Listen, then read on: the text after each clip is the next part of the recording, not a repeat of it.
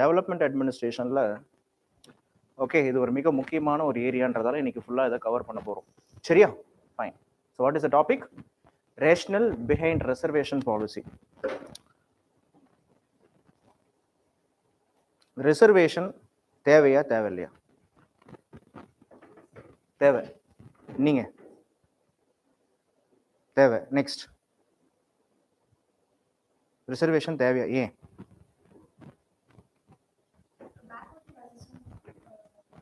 Upliftment ஆக தேவை.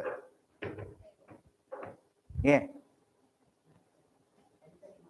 அடித்தட்டு மக்கள் மேலே எடுத்துட்டு வர. சரி, அப்போ ரிசர்வேஷன் அப்படின்றது இந்தியாவில் பெரும்பான்மையானோர் ரிசர்வேஷன் தேவை அப்படின்னு சொல்லுவாங்க.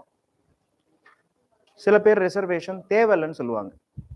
தேவையில்லைன்னு சொல்றவங்க மெரிட் பேஸ் பண்ணி வரணும் அப்படின்றதுக்கு ஒரு கான்செப்ட். ஏன் தேவையில்லை அப்படின்னா ரிசர்வேஷன் மூலயமா ஓகே திறமையானவங்க மேல வர்றது கிடையாது. ஓகே, ரிசர்வேஷன் இல்லாம இருந்தா மெரிட் பேஸ்டு சிஸ்டம் மூலயமா திறமையானவங்களுக்கு வாய்ப்பு கிடைக்கும் அப்படின்ற ஒரு பெர்செப்ஷன் நிறைய பேருக்கு இருக்கு. ஆனா இந்த ரிசர்வேஷன் அப்படின்றத நீங்க இந்தியன் பெர்ஸ்பெக்டிவ்ல பார்க்க வேண்டிய ஒரு கான்செப்ட். ஏன் ரிசர்வேஷன் தேவை? ஏன் ரிசர்வேஷனை கொண்டு வந்தாங்க? Why the makers of the constitution reservation எடுத்துட்டு வந்தது நாம கிடையாது. ஓகே, அதாவது இன்னைக்கு கிடையாது. இதை எடுத்துட்டு வந்தது ஓகே இந்திய ரிசர்வேஷன் இந்தியாவில் ஓகே ரிசர்வேஷன் கொடுக்கப்படணும் அப்படின்ற ஒரு கான்செப்ட் பார்த்தீங்கன்னா the makers of the constitution, இந்த நாட்டுடைய அரசியல் சட்ட திட்டத்தை அரசியல் கான்ஸ்டியூஷன் சொல்லக்கூடிய ஓகே அரசியலமைப்பு சட்டத்தை உருவாக்குனவங்க ரிசர்வேஷன் அப்படின்ற கான்செப்டை வச்சிருக்காங்க. ஏன் அப்படின்னு பார்க்கும்போது உங்களுக்கு வரலாற்று ரீதியான ஒரு காரணம் ஒன்று தெரியணும். இந்திய சமூக வரலாற்றை நீங்க பின்னோக்கி பார்த்தீங்கன்னா இப்ப நமக்கே தெரியுது.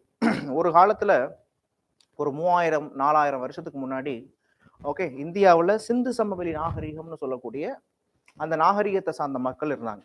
அப்போ இந்தியா இன்னைக்கு இருக்கிற மாதிரி இந்தியா கிடையாது.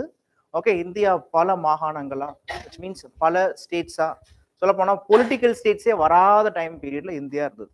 அரசியல் அப்படின்ற ஓகே இன்னைக்கு இருக்கக்கூடிய நேஷனல் ஸ்டேட்ஸ்லாம் இன்னைக்கு கிடையாது.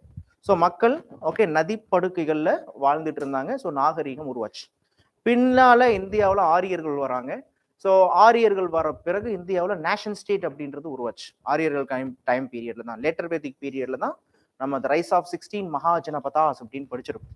ஓகே, நேஷனல் ஸ்டேட்ஸ் அப்படின்றது வருது, அரசியல் ரீதியாக வருது. ஓகே, இதே டைம் பீரியட்ல சமூக ரீதியாக நிறைய மாற்றங்கள்லாம் வருது. ஓகே, முக்கியமா வர்ணாசிரம தர்மத்தை எடுத்துக்கலாம்.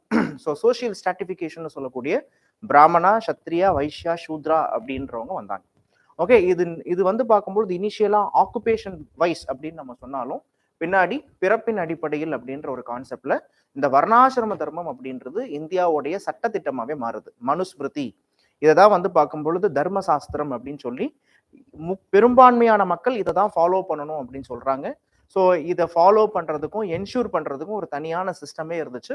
ஸோ இன்னைக்கும் இது கண்டினியூ ஆகிட்டு தான் இருக்கு.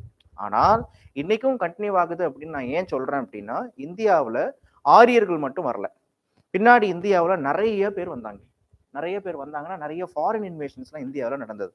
அப்போ ஃபாரின் இன்வேஷன் இந்தியாவில் நடக்கும் பொழுது ஓகே இந்தியாவுடைய பீப்புள், இந்தியாவுடைய கல்ச்சரே எடுத்துக்கிட்டிங்கன்னா காம்போசிட் கல்ச்சர் அப்படின்னு சொல்லுவாங்க. ஓகேவா? ஸோ வெவ்வேறு இனத்தை சார்ந்தவங்களும் இந்தியாவுக்குள்ளார வராங்க, வெவ்வேறு மதத்தை சார்ந்தவங்களும் இந்தியாவுக்குள்ளார வராங்க.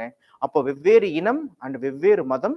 ஓகே, இது என்ன ஆகுது அப்படின்னு பார்க்கும் பொழுது இதுல வெவ்வேறு ஆக்குபேஷனல் குரூப்ஸ் சொல்லக்கூடிய ஓகே வேலை செய்யறதை பொறுத்து, அவங்களுடைய தொழிலை பொறுத்து நிறைய ஜாதிய ரீதியான அமைப்புகளும் இந்தியாவில் உருவாகுது. ஓகே, அப்படி போயிட்டு இருக்கிற பட்சத்துல தான் 19வது நூற்றாண்டுல பிரிட்டிஷ் டைம் பீரியட்ல கிட்டத்தட்ட எக்ஸாக்டா சொல்ல போனா இந்தியாவில் ஃபர்ஸ்ட் சென்சஸ் எப்போ எடுத்தாங்க? இந்தியாவில் ஃபர்ஸ்ட் சென்சஸ் எப்போ எடுக்கப்பட்டது? 1872 தான் இந்தியாவில் முதல் தடவை சென்சஸ் எடுத்தாங்க. 1872.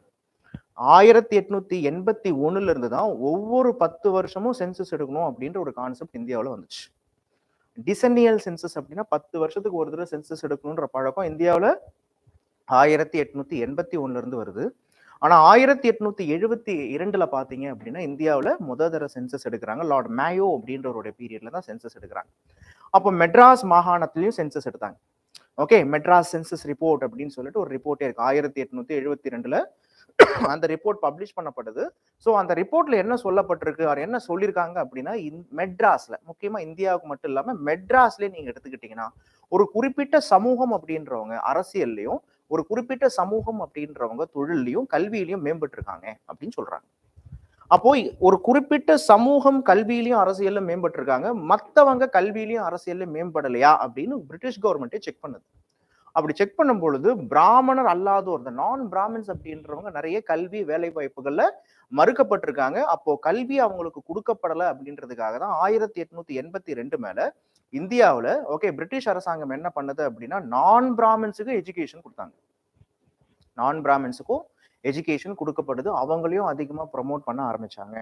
ஸோ இப்படி ப்ரமோட் பண்ண ஆரம்பிக்கும் போது தான் என்ன ஆகுது அப்படின்னா, பின்னாடி ஜஸ்டிஸ் பார்ட்டி அப்படின்றவங்க இந்தியாவில் வராங்க. ஓகே, தமிழ்நாட்டில் ஜஸ்டிஸ் பார்ட்டி ஆட்சி அமைக்குது. இந்த ஜஸ்டிஸ் பார்ட்டி தான் தமிழ்நாட்டில் ஃபர்ஸ்ட் டைம் ரிசர்வேஷன் அப்படின்றது ப்ரொவைட் பண்ணாங்க. ஓகே, யார் ப்ரொவைட் பண்றா? ரிசர்வேஷன், அதாவது பிராமணர் அல்லாதவர்களுக்கும் ரிசர்வேஷன் அப்படின்றது முதல்ல ப்ரொவைட் பண்ணது.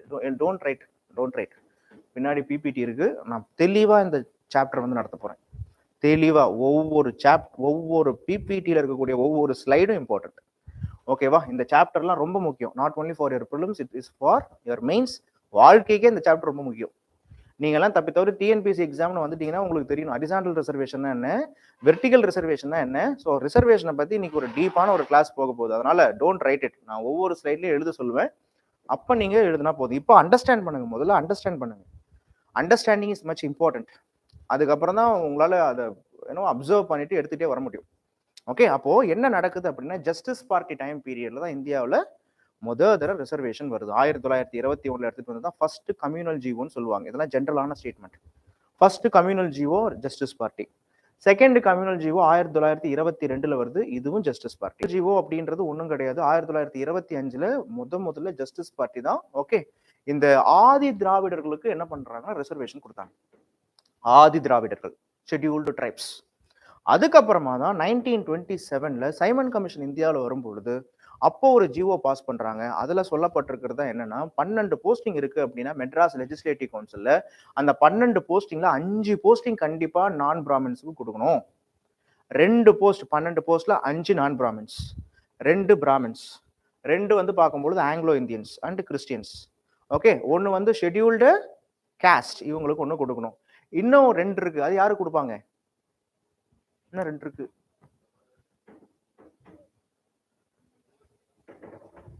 பிராமின்ஸ், நான் பிராமின்ஸ், 5 + 2 7. சரி. அதுக்கப்புறமா Anglo Indians and Christians.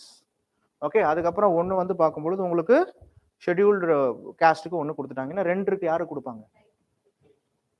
Very good. So முஸ்லிம்ஸுக்கு கொடுக்கணும். அதுதான் கம்யூனல் ரெப்ரஸன்டேஷன். கான்செப்ட் புரியுதா உங்களுக்கு? ஸோ இந்த மாதிரி தான் இந்தியாவில் ரிசர்வேஷன் வந்துச்சு. இது 1947 வரைக்கும் இப்படிதான் இந்த ரிசர்வேஷன் இருந்தது. ஆனா 1947க்கு மேல நல்லா புரிஞ்சுக்கோங்க, டூரிங் இந்த கான்ஸ்டியூஷன் இட் செல்ஃப் ஓகே, சொல்ல போனா இன்னமும் நீங்க நேஷனல் லெவல்ல எடுத்துக்கிட்டீங்கன்னா முதல்ல நேஷனல் லெவல்ல ரிசர்வேஷன் அப்படின்றது எப்ப நல்லா வெளில வர ஆரம்பிக்கும் அப்படின்னா, நேஷனல் லெவல் ரிசர்வேஷன் அப்படின்றது இந்த பூனா பேக்ட்னு சொல்லுவாங்க. Okay, Poona pact is also called as Gandhi Irwin பேக்ட்னு பேர். இந்த பூனா பேக்ட் ஒரு காந்தி இர்வின் பேக்ட்ல தான் ஃபர்ஸ்ட் டைம் என்ன வருது அப்படின்னா இந்த ரிசர்வேஷன் பத்தி பேசுறாங்க. சொல்ல போனா ஓகே, அடித்தட்டு மக்களுக்கு ஓகே ஷெட்யூல்டு காஸ்ட் அவங்களுக்கு ரிசர்வேஷன் கொடுக்கணும் அப்படின்ற கான்செப்ட் பூனா பேக்ட்ல தான் வரும். இது ஆல் இந்தியா லெவல்ல ஒரு பெரிய தாக்கத்தை ஏற்படுத்துச்சு. ஸோ அன்னைக்கு அந்த பூனா பேக்ட் மூலியமா தான் எஸ்சி எஸ்டிஸுக்கு தடவை ரிசர்வேஷன் வருது. ஓகேவா? அம்பேத்கர் வாங்கி கொடுத்தது. ஓகே, அதான் காந்தி அம்பேத்கர் பேக்ட் அப்படின்னே சொல்லுவாங்க. அது ஒரு தனி கதை. ஸோ இப்படிதான் போயிட்டு இருந்தது. ஸோ 1947க்கு அப்புறம் even the makers of the Indian constitution doctor B R Ambedkar, இப்போ நமக்கு தெரியுங்க 1947லயே நமக்கு என்ன வருது தெரியுது அப்படின்னா, எஸ்சி எஸ்டிஸ்க்கு ரிசர்வேஷன் இருக்கு, மைனாரிட்டிஸ்க்கு வந்து பார்க்கும்பொழுது ரிசர்வேஷன் அப்படின்றது கொடுக்கப்பட்டிருக்கு. ஆனா பேக்வேர்டு காஸ்ட், இந்தியாவில் நிறைய பேக்வேர்டு கம்யூனிட்டிஸ் இருக்காங்க, பேக்வேர்டு காஸ்ட் பீப்புள்ஸ்லாம் இருக்காங்க.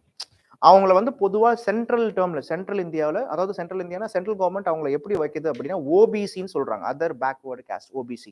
தமிழ்நாட்டில் தான் பிசி எம்பிசி. சென்ட்ரல் கவர்மெண்ட்ல போனீங்கன்னா ஓபிசின்னு சொல்லுவாங்க. இந்த ஓபிசிக்குன்னு சொல்லிட்டு அவங்க எவ்வளவு பாப்புலேஷன், ஏன்னா 1931 தான் இந்தியாவில் லாஸ்டா சுதந்திரத்துக்கு முன்னாடி காஸ்ட் சென்சஸ் அப்படின்றது 1931 தான் நடத்தினாங்க. 1931 நடத்த காஸ்ட் படியே நீங்க தமிழ்நாட்டில் எடுத்துக்கிட்டீங்க அப்படின்னா அதிகமான அதர் பேக்வேர்டு காஸ்ட் பீப்புள்ஸ் தான் இருக்காங்க அப்படின்னு ஒரு கான்செப்ட் இருந்துச்சு. அப்போ 1947க்கு அப்புறமா என்ன ஆகுது அப்படின்னு பாத்தீங்கன்னா, அம்பேத்கர் என்ன பண்ணாரு, article 340 of the Indian constitution itself clearly says that there should be a commission should be established for other backward castes. ஆனா சுதந்திரம் ஆயும் 1947, 48, 49, 50, 51 ஆயும் அந்த மாதிரி அதர் பேக்வேர்டு கமிஷன் அப்படின்றது ஜவஹர்லால் நேரு கவர்மெண்ட், காங்கிரஸ் கவர்மெண்டால எஸ்டாப்ளிஷ் பண்ண படலை அப்படின்றதுக்காக அம்பேத்கர் கோவப்பட்டு காங்கிரஸ் கவர்மெண்ட் கேபினெட் மினிஸ்ட்ரியில இருந்தே ரிசைன் பண்ணிட்டு அவர் வெளில போயிட்டார். இதுதான் வந்து பாத்தீங்கன்னா அம்பேத்கர் வெளில போனதுக்கு, காங்கிரஸ் கட்சியை விட்டு வெளில போனதுக்கு இதுவும் ஒரு காரணம். ஓகேவா? ஸோ எப்படி என்ன ஆகுது அப்படின்னா, இந்தியாவில் இப்போ நீங்க இந்த ரிசர்வேஷனை ரெண்டா பிரிக்க போறோம். ஒன்று, நார்த் இந்தியாவில் இந்த ரிசர்வேஷன் எப்படி ஃபாலோ பண்ணப்படுது, விச் மீன்ஸ் சென்ட்ரல் கவர்மெண்ட்ல இந்த நார்த்னு சொல்லக்கூடாது, சென்ட்ரல் கவர்மெண்ட்ல ரிசர்வேஷன் எப்படி ஃபாலோ பண்றாங்க, ஸ்டேட் கவர்மெண்ட்ல ரிசர்வேஷன் எப்படி ஃபாலோ பண்றாங்கன்றது தெரியும். முதல்ல சொல்லுங்க, ஸ்டேட் கவர்மெண்ட்ல ரிசர்வேஷன் இன்னைக்கு எப்படி ஃபாலோ பண்ணப்படுது? ஸ்டேட் கவர்மெண்ட் நீங்க சொல்லுங்க, நான் பிபிடி அப்புறமா காமிக்கிறேன். உங்களுக்கு தெரியும் ஸ்டேட் கவர்மெண்ட்ல எந்த சதவீதம், எந்த பெர்சன்டேஜ் ஆஃப் ரிசர்வேஷன் ஃபாலோ பண்ணப்படுது? ரிசர்வேஷனை பத்தி உங்களுக்கு என்ன நாலேஜ் இருக்கு சொல்லுங்க. தமிழ்நாட்டில் 69, ஓகே. வேற பரவாயில்ல, வேற எதனா கண்ணுங்களா அப்படியே ரொம்ப அப்படியே சோ எனக்கு ஒண்ணுமே தெரியலையே அப்படின்னா இருக்கக்கூடாது. இது ஒரு பயங்கரமான ஹாட் டாபிக். ரீசெண்டா டிஎன்பிஎஸ்சியில வந்து பார்க்கும்பொழுது ஆண் தேர்வர்கள் வஞ்சிக்கப்பட்டார்கள், பெண்களையே தமிழ்நாடு கவர்மெண்ட் வந்து தூக்கி பிடிக்குது அப்படின்னா சொல்றாங்களா? அது என்ன உண்மைன்றது என்ன கொஞ்ச நேரத்தில் பார்க்க போறோம். முக்கியமான டாபிக் இது. ஹிஸ்டரி கூட நான் விட்டுருவேன், ஹிஸ்டரி அப்படின்னு விட்டுருவேன். பாலிட்டிலாம் அப்படி விட முடியாது. இதெல்லாம் தெரியலன்னா வேஸ்ட்னு உங்களை நீங்க நினைச்சுக்கோங்க. I am not demotivating you. At least அந்த ஒரு சூட்ல அந்த கோவத்துல போய் இன்னைக்காவது போய் படிப்பீங்க. சரிங்க, இந்த பாருங்க, சென்ட்ரல் கவர்மெண்ட் ரொம்ப சிம்பிளான தம் ரூல். தமிழ்நாட்டில் 69% ரிசர்வேஷன் இருக்கு. இதுல பிசி அப்படின்றவங்களுக்கு 30% இருக்கு. எம்பிசி அப்படின்றவங்களுக்கு எவ்வளோ அப்படின்னு பார்த்தீங்கன்னா 20% இருக்கு. 18% எடுத்துக்கிட்டீங்கன்னா எஸ்சிஸ்க்கு இருக்கு 18. ஸோ 20, 30, 18 டோட்டல் எவ்வளோ ஆச்சு? 68. 1% யாருக்கு இருக்குன்னா ஷெட்யூல்டு ட்ரைப்ஸ் இருக்கு. இதுலயே நீங்க சப் கேட்டகரி போட்டீங்கன்னா பிசியில 30% பாத்தீங்கன்னா பிசி முஸ்லிம்ஸுக்கு வந்து பார்க்கும்போது 3.5% இருக்கு.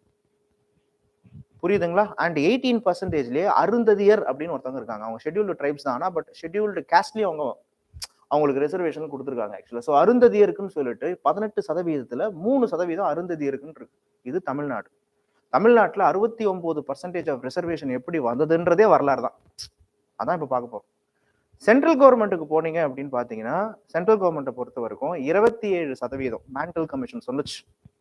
மேண்டல் கமிஷனோட ரெக்கமெண்டேஷன் என்ன? 27% ஓபிசிஸ்க்கு இருக்கு. ஓகேவா? அதுக்கப்புறம் 15% யாருக்கு இருக்கு அப்படின்னா ஷெட்யூல்டு காஸ்ட் பீப்புளுக்கு இருக்கு. 7.5% ஷெட்யூல்டு ட்ரைப்ஸுக்கு இருக்கு. ஓகேவா? இப்போ டோட்டல் எவ்வளோ ஆச்சு? 49.5. அண்ட் லாஸ்டா 2000 according to the constitution 103 amendment act. Okay, what it chase என்ன சொல்லுச்சு?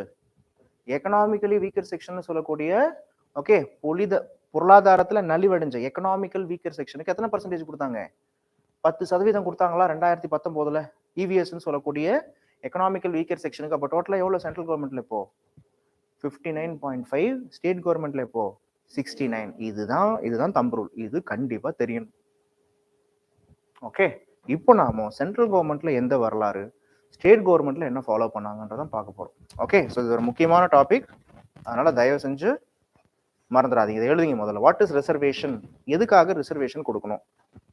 இந்தியாவில் எதுக்காக ரிசர்வேஷன் இருக்கு? நோ முஸ்லிம்ஸ் அண்ட் கிறிஸ்டியன்ஸுக்கு கொடுத்தாங்க. ஆனா கிறிஸ்டியன்ஸ் என்ன பண்ணாங்க, எங்களுக்கு அந்த 3.5% வேண்டாம், நாங்க அதர் பிசிலேயே நாங்க இருக்கிறோம்னு சொல்லிட்டாங்க. அதனால இன்னைக்கு வந்து முஸ்லிம்ஸ் கிறிஸ்டியன்ஸ் வந்து அந்த ரிசர்வேஷன் 3.5%ல வரல. கவர்மெண்ட் சொன்னாங்க, ஆனா அவங்க வேணான்னுட்டாங்க. ஏன்னா அந்த 3.5% சொல்ல போனா முஸ்லிம்ஸை விட கிறிஸ்டியன் கம்யூனிட்டியில அதிகமா படிச்சவங்க இருக்காங்க. அதனால நாங்க வந்து ஓபிசிலேயே நாங்க பிசிலேயே நாங்க போட்டி போடுறோம், 3.5% தனி ரிசர்வேஷன் எங்களுக்கு வேணாம்னு சொல்லிட்டாங்க. Okay, first. Reservation is all about facilitating access to the government jobs. யாருக்கு ரிசர்வேஷன் கொடுக்கணும்? அடித்தட்டு மக்களுக்கு, பொருளாதாரத்தில் சமூக ரீதியாக ஓகே பின்தங்கப்பட்டவர்களுக்கு அப்லிஃப்ட்மெண்ட், அவங்களுடைய வாழ்வாதாரத்தை உயர்த்துவதற்கான ஒரு சின்ன விஷயம் தான் என்ன அப்படின்னா reservation. So it's all about facilitating access to the government jobs, educational institution and even in legislatures to certain sections of population.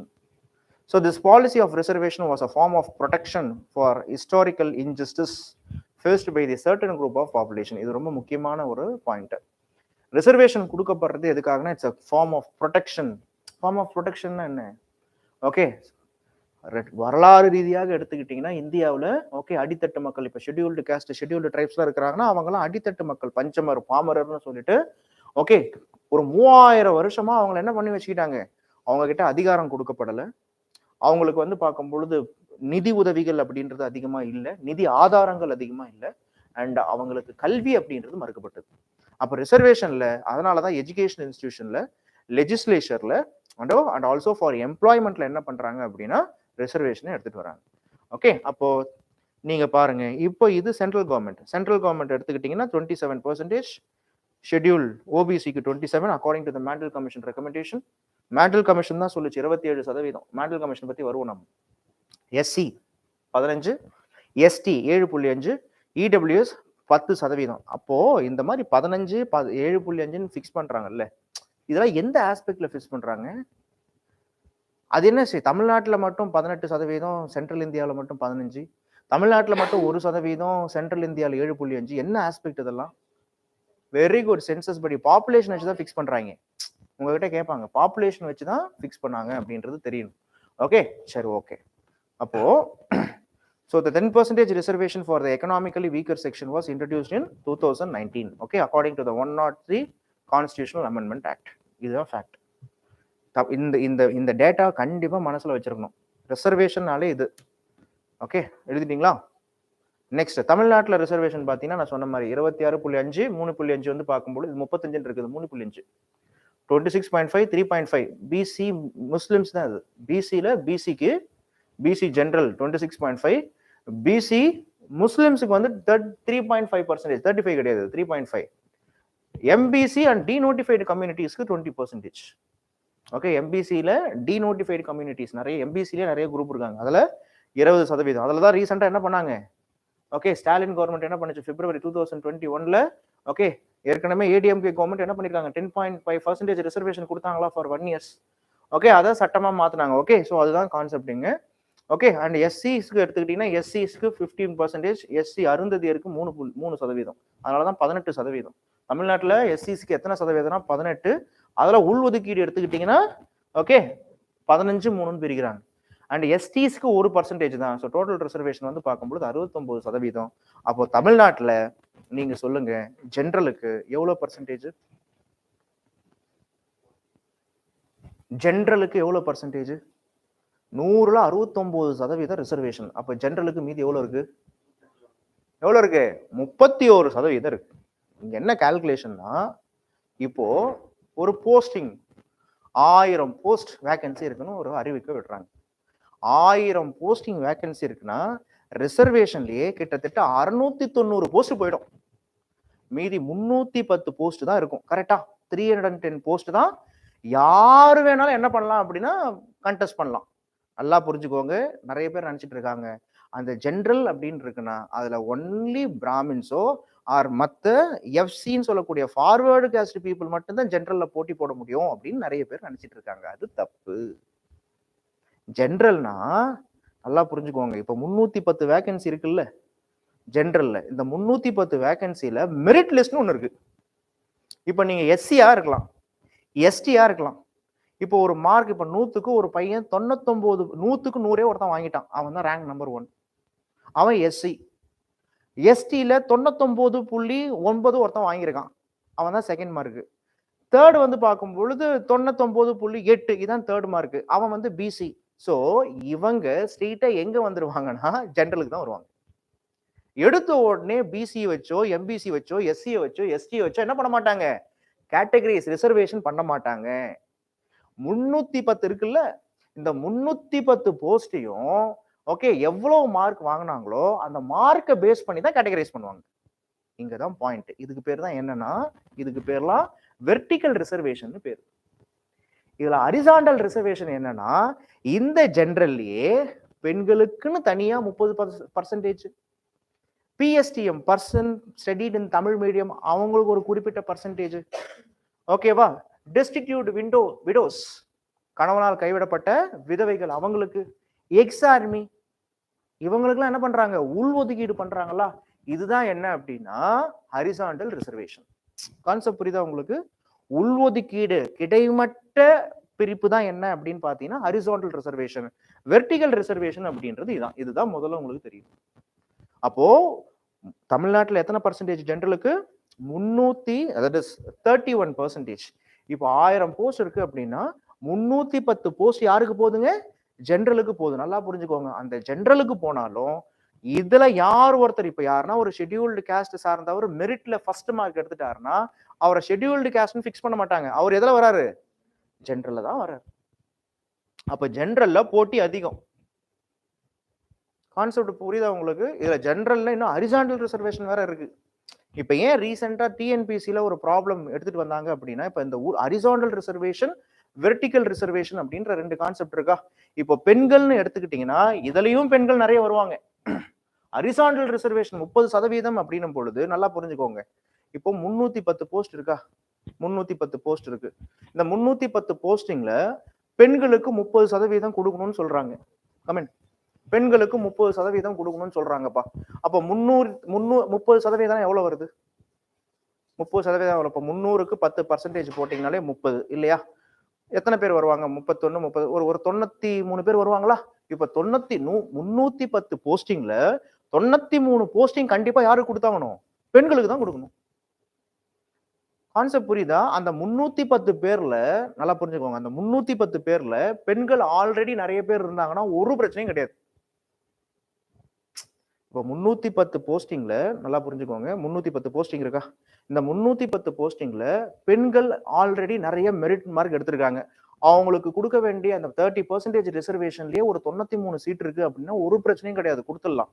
Suppose பெண்கள் அங்க 92 பேர் மெரிட் லிஸ்ட்ல இல்ல அப்படின்னும் பொழுது என்ன பண்ணுவாங்கன்னா, இப்ப 311வது ஆள் ஒரு ஆண் இருக்கான், 310வது ஆள் ஒரு ஆண் இருக்கான்னா அந்த ஆணை தூக்கிட்டு அந்த இடத்துல யாரை போட்டுருவாங்க? பெண்களை போட்டுருவாங்க. இதுதான் இன்ஜஸ்டிஸ் அப்படின்னு சொல்லப்படுது. இதுதான் தமிழ்நாடு டிஎன்பிசி ஃபாலோ பண்ற ரிசர்வேஷன்ல இப்ப இருக்கக்கூடிய சில குளறுபடிகள் இதுதான். இதை பத்தி ஆல்ரெடி அகமதாபாத் ஹைகோர்ட்டும் மென்ஷன் பண்ணியிருக்காங்க. அதனாலதான் என்ன சொல்லுவாங்கன்னா, ஃபர்ஸ்ட் மெரிட் லிஸ்ட் ஃபிக்ஸ் பண்ணிடுங்க, சூஸ் பண்ணிடுங்க, அதுக்கப்புறமா கோ ஃபார் ஹரிசாண்டல் ரிசர்வேஷன் சொல்றது. கான்செப்ட் புரியுதா உங்களுக்கு? இப்ப ரிசர்வேஷனை பத்தி ஓரளவுக்கு தெரியுதா? புரியுதா புரியலையா? ஏன் you should know about what is horizontal reservation and vertical reservation. இது தெரிஞ்சாதான் அடுத்த லெவலுக்கு நம்ம போக முடியும். சரிப்பா, இதுதான் தமிழ்நாட்டில் நடந்துச்சு. அப்ப come for the need for reservation. எதுக்காக பாருங்க, சோசியல் அப்ரஷன்.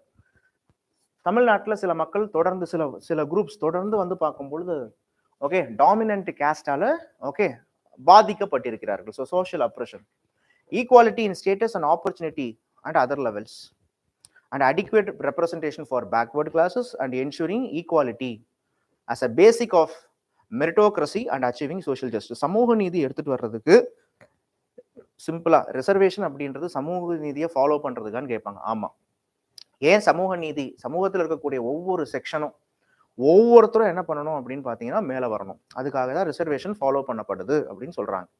ஓகே, இப்போ இதுல நிறைய குளறுபடிலாம் இருக்கு. இப்போ அதுக்கு முன்னாடி எழுதிட்டீங்களா? கொஞ்சம் வேகமாவும் எழுதுங்க, ஏன்னா அது ஒரு பெரிய டாபிக். இது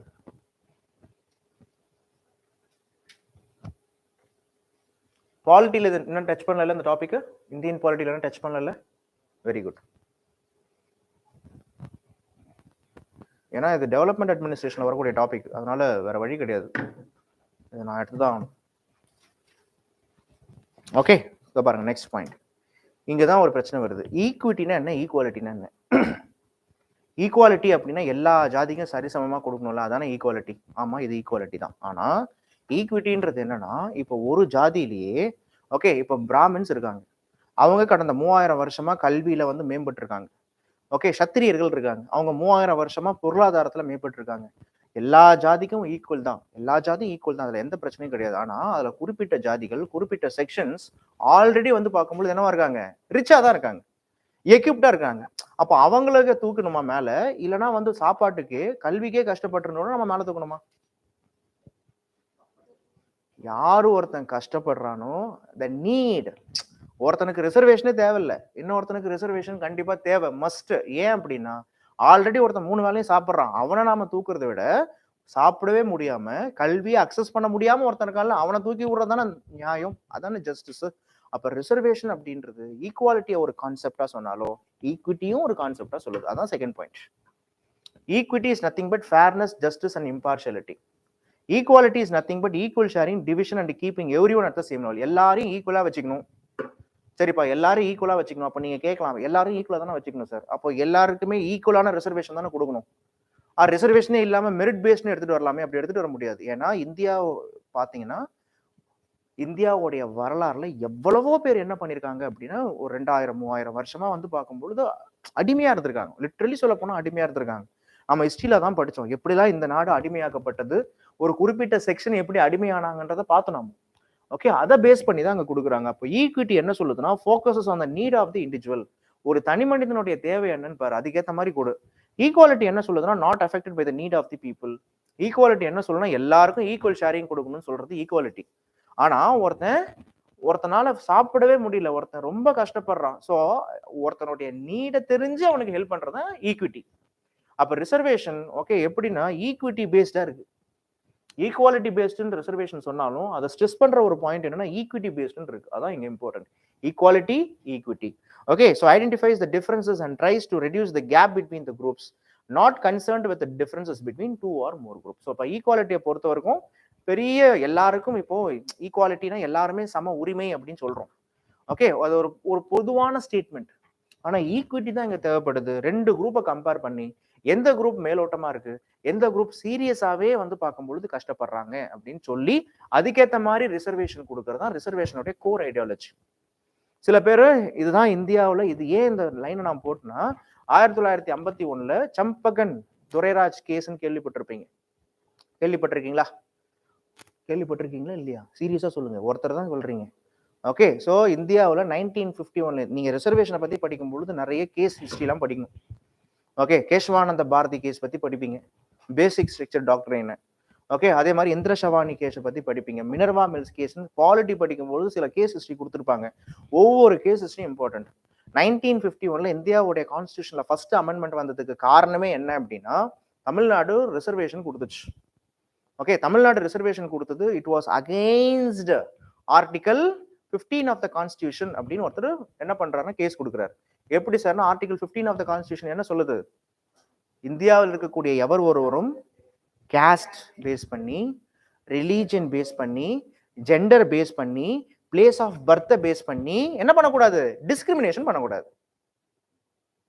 அப்போ தமிழ்நாடு கவர்மெண்ட் ஒரு அதே மாதிரி ஆர்டிகல் 16 என்ன சொல்லுது, equality of opportunities in the public employment இதான சொல்லுது.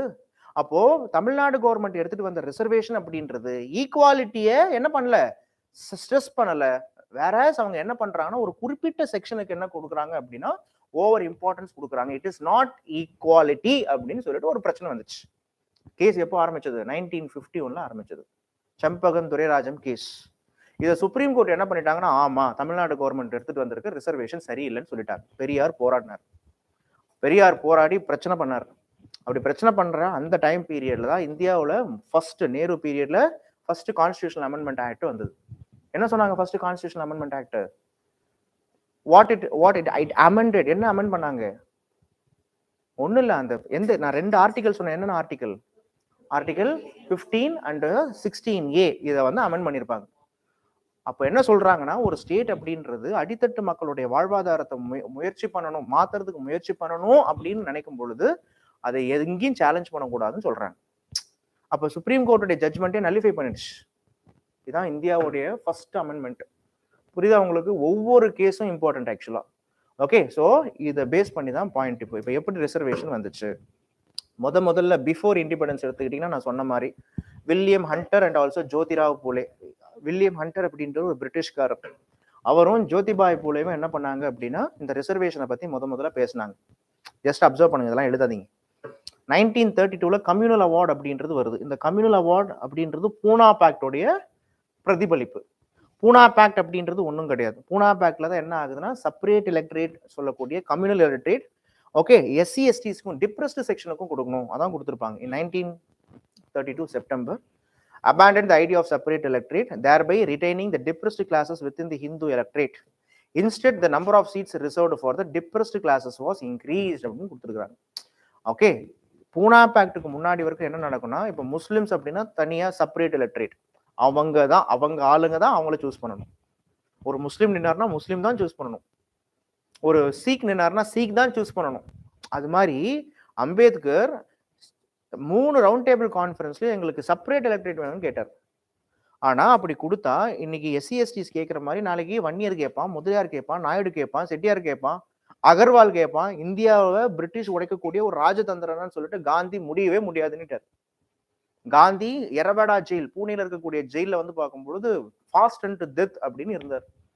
அப்போ அம்பேத்கர் கிட்ட நெகோசியேஷன் பண்ணாங்க. ஓகே, என்ன பண்ணாங்க அப்படின்னா ரிசர்வேஷன் செப்பரேட் எலக்ட்ரேட் அப்படின்றது வேண்டாங்க, நீங்க ஹிந்து தர்மாலே இருங்க, விச் மீன்ஸ் ஹிந்து சோசியல் குரூப்லயே நீங்க இருக்கதான் போறீங்க. ஆனால் உங்களுக்கு என்ன பண்றோம்னா செப்பரேட் ரிசர்வேஷனை கொடுத்துடுறோம். Central legislative assembly and state legislative கவுன்சில்ல நாங்க என்ன பண்றோம், செப்பரேட்டா உங்களுக்கு ஷெட்யூல்டு காஸ்ட்னு சொல்லிட்டு உங்களுக்கு செப்பரேட்டா ரிசர்வேஷன் கொடுத்துறோம்னு சொல்லக்கூடிய கான்செப்ட் முதல்ல இந்தியாவில் காந்தி பீரியட்ல தான் வந்துச்சு. விச் மீன்ஸ் காந்தியால தான் ரிசர்வேஷன் வந்துச்சு. கான்செப்ட் புரியுதா? அம்பேத்கர் ரிசர்வேஷன் கொடுன்னு கேட்கல, அம்பேத்கர் கேட்டது செப்பரேட் எலக்ட்ரேட், பட் காந்தி கொடுக்குறோன்னு ஒத்துக்கிட்டது என்ன, it was what we call it as reservation. இப்படிதான் வந்துச்சு. அண்ட் கவர்மெண்ட் ஆஃப் இந்தியா ஆக்ட்ல வந்து பார்க்கும்போது once again okay separate electorate for the depressed classes. So இந்த மாதிரி தான் நடந்தது. ஸோ இண்டிபெண்டன்ஸுக்கு அப்புறமா தான் பாருங்க, after independence the reservation for SC STs 15 and 7.5%. நல்லா புரிஞ்சுக்கோங்க, it is based on the population. In 1990, based on the recommendation of the Mandal Commission, OBC were also included in the ambit of reservation.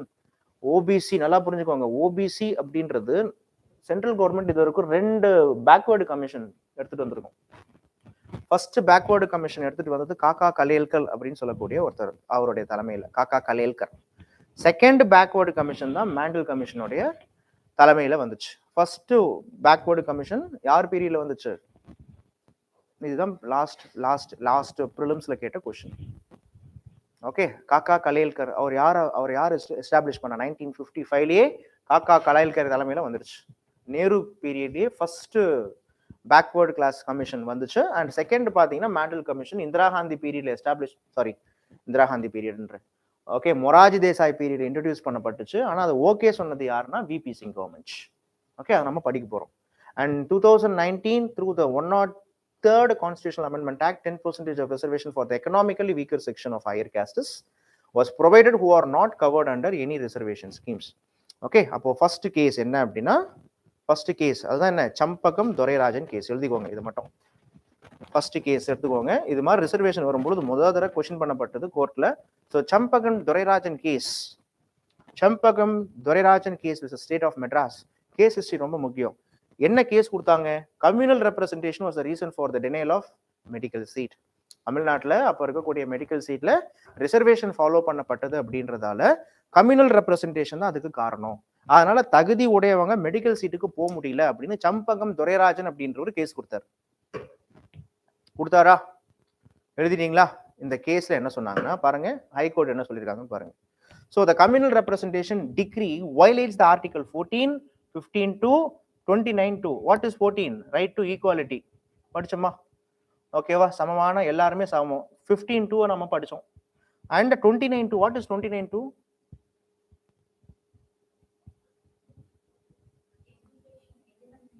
ஆமா, education. டக்குன்னு எடுத்துட்டு வந்துருங்க. Okay, so education related.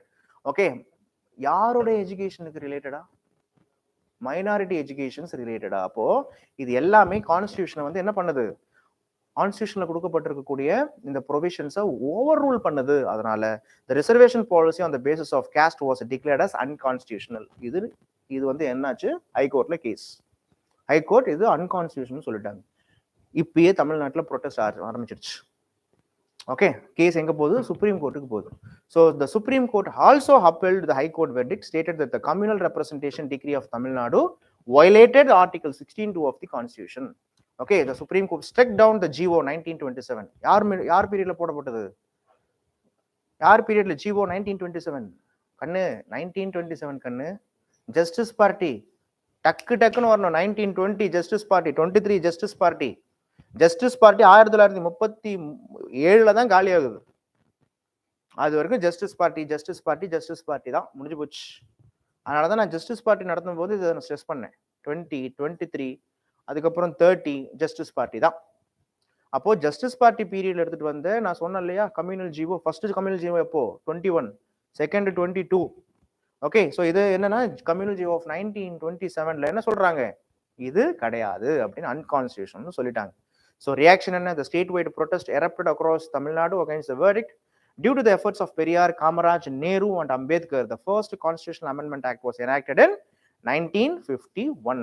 அதில் தான் என்ன சொல்றாங்க அப்படின்னா, the state has the right to enact okay a law, the law okay அதை வந்து யாரும் கொஸ்டின் பண்ணக்கூடாது. Because the state has the right to promote whom? யார் ஒருத்தர் அடித்தட்டு மக்களோ, எக்கனாமிக்கலி சோஷியலி வீக்கர் செக்ஷன் யார் யார் இருக்காங்களோ, எக்கனாமிக்கலி நான் பொருளாதாரத்துல, சமூகத்துல, கல்வியில, கான்செப்ட் புரியுது உங்களுக்கு, யார் யாரெல்லாம் வீக்கா இருக்காங்களோ அவங்களுடைய வாழ்வாதாரத்தை முன்னேற்றுறதுக்காக அரசு ஒரு சட்டத்தை எடுத்துட்டு வரும் பொழுது அதை என்ன பண்ணக்கூடாது, நீங்க சேலஞ்சே பண்ணக்கூடாது. இப்படிதான் ஃபர்ஸ்ட் இப்போ சுப்ரீம் கோர்ட்டுடைய verdict first constitutional amendment act என்ன பண்ணுச்சு, நல்லிஃபை பண்ணிடுச்சு. Supreme court, why it is called Supreme Court, you know, it is the Supreme Court to say which is right, which is wrong. It will uphold, it will, Supreme Court உடைய main concept என்னன்னா, சட்டத்தை ஏற்ற முடியாது, ஏற்றப்பட்ட சட்டம் அரசியலமைப்புக்கு ஏத்த மாதிரி இருக்குதா இல்லையான்னு சொல்லக்கூடிய ஒரு காவகார வேலை தானே வழிய சுப்ரீம் கோர்ட் லெஜிஸ்லேட்டிவ் பவர் அதுக்கு கிடையாதுன்றது உங்களுக்கு தெரியணும். ஸோ சுப்ரீம் கோர்ட் சொன்னக்கூடிய வெர்டிக்ட் என்ன பண்ணாங்க, பார்லிமெண்ட் என்ன பண்ணுச்சு, பார்லிமெண்ட் நல்லிஃபை பண்ணிடுச்சு.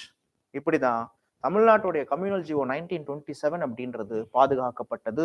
ஒவ்வொரு தடவையும் தமிழ்நாடு போராடி தான் என்ன பண்ணும், ஒரு சட்டத்தை வச்சிருப்பாங்க. ஆக்சுவலா இதுதான் வந்து பின்னாடி நடக்கும் பாருங்க. நெக்ஸ்ட் இப்போ என்னாச்சு, ஆர்டிகல் 340, இதை நான் ஏற்கனவே சொல்லியிருக்கேன். ஆர்டிகல் 340 அப்படின்றது கான்ஸ்டியூஷன்லயே there need to be a commission appointed to check the Ambedkar SC எஸ்டிஸ்க்காக மட்டும் போராடல. இது இன்னொரு பெரிய பிரச்சனை. அம்பேத்கர் அதர் பேக்வேர்டு காஸ்டஸ்க்காகவும் போராடினார். சொல்ல போனா ஓகே, அம்பேத்கரே ஒரு வேற மாதிரி தலைவருங்க. அவர் வந்து இன்னைக்கு ஒரு ஜாதி கட்சி தலைவரா மாத்தி விட்டானுங்க. வேற லெவல் இன்டெலிஜென்சி அவர். ஓகேவா, ஒரு மிகப்பெரிய ஒரு சம்ராட். அப்ப அம்பேத்கர் ஆர்டிகல் 340 படி பேக்வேர்டு கிளாஸ் கமிஷன் எடுத்துட்டு வரலன்ற ஒரு காரணத்துக்காக தான் காங்கிரஸ் கவர்மெண்ட்ல இருந்து வெளில போறாரு.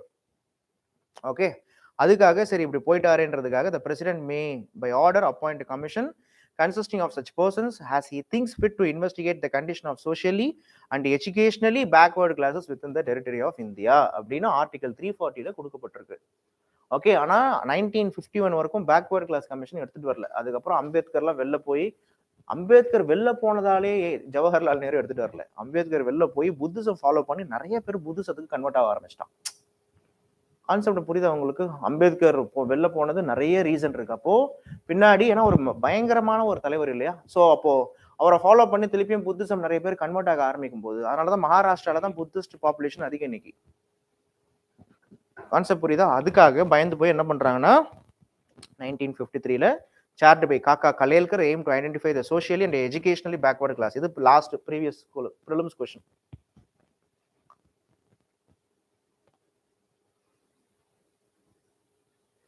இவங்க சொன்னது 70% ரிசர்வேஷன் வேணும்னு சொன்னார் இவர். ஆனா இவர் சொன்னதை இம்ப்ளிமெண்ட் பண்ணப்படலை. காக்கா கலையல்கர் என்ன சொன்னாரு, 70% ரிசர்வேஷன் கொடுக்கணும். ஓகே, பிளைண்டா சொன்னார் 70% ரிசர்வேஷன் கொடுக்கணும் போது அது எந்த ஆஸ்பெக்ட்ல அப்படின்னா டெக்னிக்கல் அண்ட் ப்ரொஃபஷனல் இன்ஸ்டிடியூஷன்ஸ்ல வந்து பார்க்கும்போது பேக்வேர்டு கிளாஸ் ஸ்டூடெண்ட்ஸுக்கு 70% ரிசர்வேஷன் கொடுக்கணும்னு சொன்னாரு. ஆனா அப்படி அவர் சொன்னதை என்ன பண்ணல, அதை வேக், ஏன்னா எந்த ஆஸ்பெக்ட்ல நீங்க பேசுறீங்க சார் அப்படின்னு சொல்லிட்டு அதை வேக்னு சொல்லிட்டு அதை இம்ப்ளிமெண்ட் பண்ணல. ஸோ காக்கா கலையல்கர் எடுத்துட்டு வந்த that is backward first backward commission உடைய ஹெட் தான் காக்கா கலையல்கர். அவருடைய ரெக்கமெண்டேஷன் ஃபாலோ பண்ணப்பட்டுதான்? நோ, ஃபாலோ பண்ணப்படல. Okay, next The second backward class commission 1979ல இதுதான் the great Mantle commission னு சொல்லுவாங்க. Mantle commissionக்கு இன்னொரு பேர் தெரிஞ்சுக்கோங்க. Okay, Mantle commission was also called as actually headed by Mantle commission. Actually வந்து சமூக பொருளாதார மேம்பாட்டிற்காக அமைக்கப்பட்ட ஆணையம்னு சொல்லுவாங்க. So second backward classes commission is also called as Mantle commission. Mantle commission okay headed by Bindeshwari Prasad Mantle. இந்த name ரொம்ப important. UPSC டிஎன்பிஎஸ்சில கேட்கும் பொழுது இதெல்லாம் கூட கேட்பாங்க. பிந்தேஸ்வரி பிரசாத் மண்டல், புவனேஸ்வரி பிரசாத் மண்டல், ஓகே பிரகதீஸ்வரா பிரசாத் மண்டல்னு கொடுத்துருவான். நீங்க என்ன பண்ணுவீங்க? இந்த மாதிரிலாம் கேட்பாங்க. ஒருத்தர் ஏபிஜே அப்துல் கலாமுக்கு என்ன அப்ரிவேஷன்லாம் கேட்டிருந்தாங்க தெரியுமா? இதெல்லாம் டிஎன்பிஎஸ்சி இப்படிலாம் கேட்டு உங்களோட ரொம்ப ஆல்ரெடி நீங்க வாழ்க்கையில வந்து பல சோதனைக்கு உட்பட்டிருப்பீங்க. எக்ஸாம் ஹால்லையும் உங்களுக்கு டிஎன்பிஎஸ்சி சோதிக்கும். நமக்கு அப்துல் கலாம் பேர் தெரியும், ஏபிஜே அப்துல் கலாம்னு தெரியும். ஆனா ஏபிஜேல என்ன நிறைய பேருக்கு தெரியாது. என்ன சொல்லுங்க பார்க்கலாம். ஆமா, அபு பக்கீர் ஜெயபுல்லாதீன் அப்துல் கலாம். ஓகே, அது மாதிரிதான். Okay, Bindeshwari Prasad Mandal, BP Mandal. So identify the backward classes and suggest measure for the upliftment. நல்லா புரிஞ்சுக்கோங்க.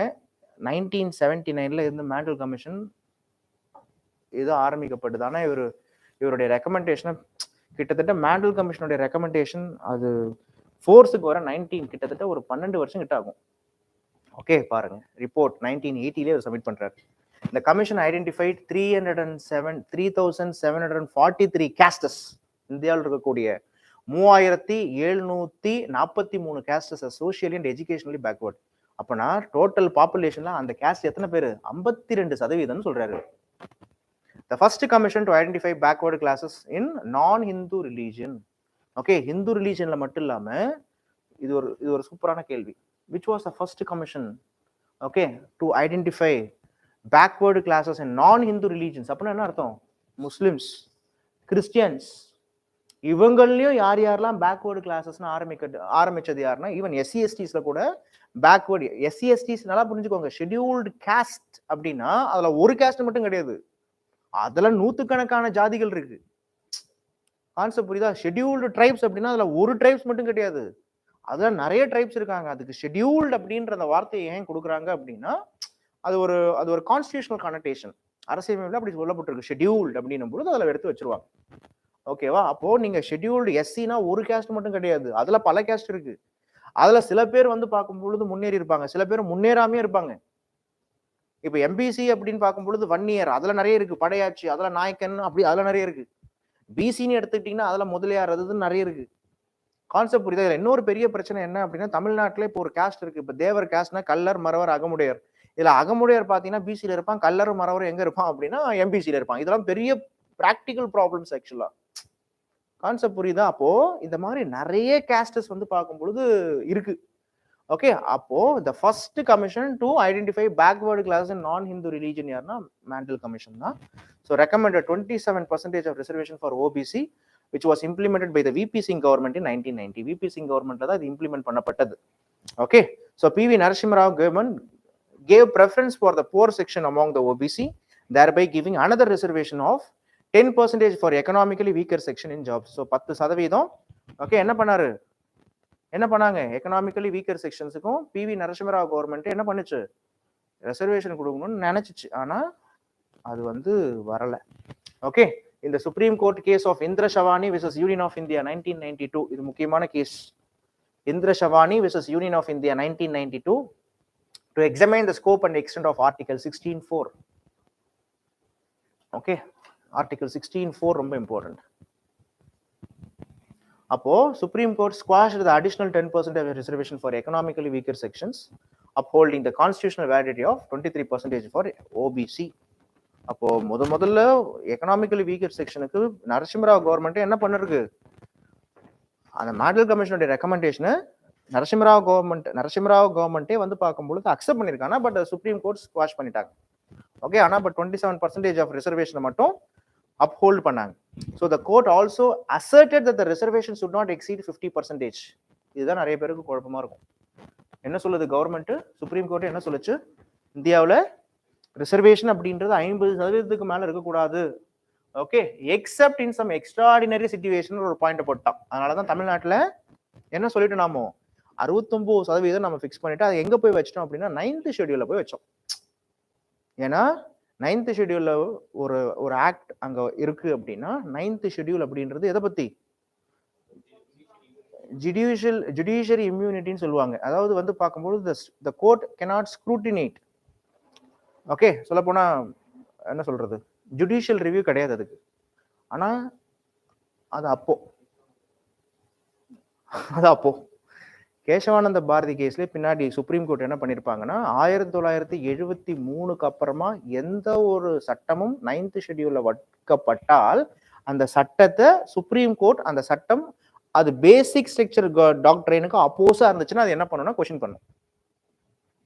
கான்செப்ட் புரியுதா இல்லையா? அப்போ நம்ம என்னதான் இப்போ 69% ஆஃப் ரிசர்வேஷன் தமிழ்நாடு கவர்மெண்ட் மட்டும் கிடையாது, நிறைய கவர்மெண்ட் 68, 67% ஆஃப் ரிசர்வேஷன்லாம் இருக்கு. அதெல்லாம் 9th ஷெட்யூல்ல போய் வச்சிருக்காங்க. அப்போ சுப்ரீம் கோர்ட் அதெல்லாம் இன்னும் தூசி தப்பி எடுத்து அதை பத்தி கொஸ்டின் பண்ணலாம், தாராளமா கொஸ்டின் பண்ணலாம். ஆனா சில காரணங்களுக்காக இந்த வார்த்தை என்ன யூஸ் பண்ணிருக்காங்க, under some special extraordinary situations, இந்த மாதிரியான சூழ்நிலைக்காக. ஏன்னா தமிழ்நாட்டுடைய பாப்புலேஷனை வச்சு பார்க்கும்போது ஸோ ஓபிசி 69% ரிசர்வேஷன் அப்படின்றது இட்ஸ் வயபிள். அதனால அதை அந்த அளவுக்கு கேஸ் நினைச்சா இன்னமும் சொல்லப்போனா கேஸ் இருக்குதான், ஆனா பட் அது எடுக்காம வச்சிருக்காங்க.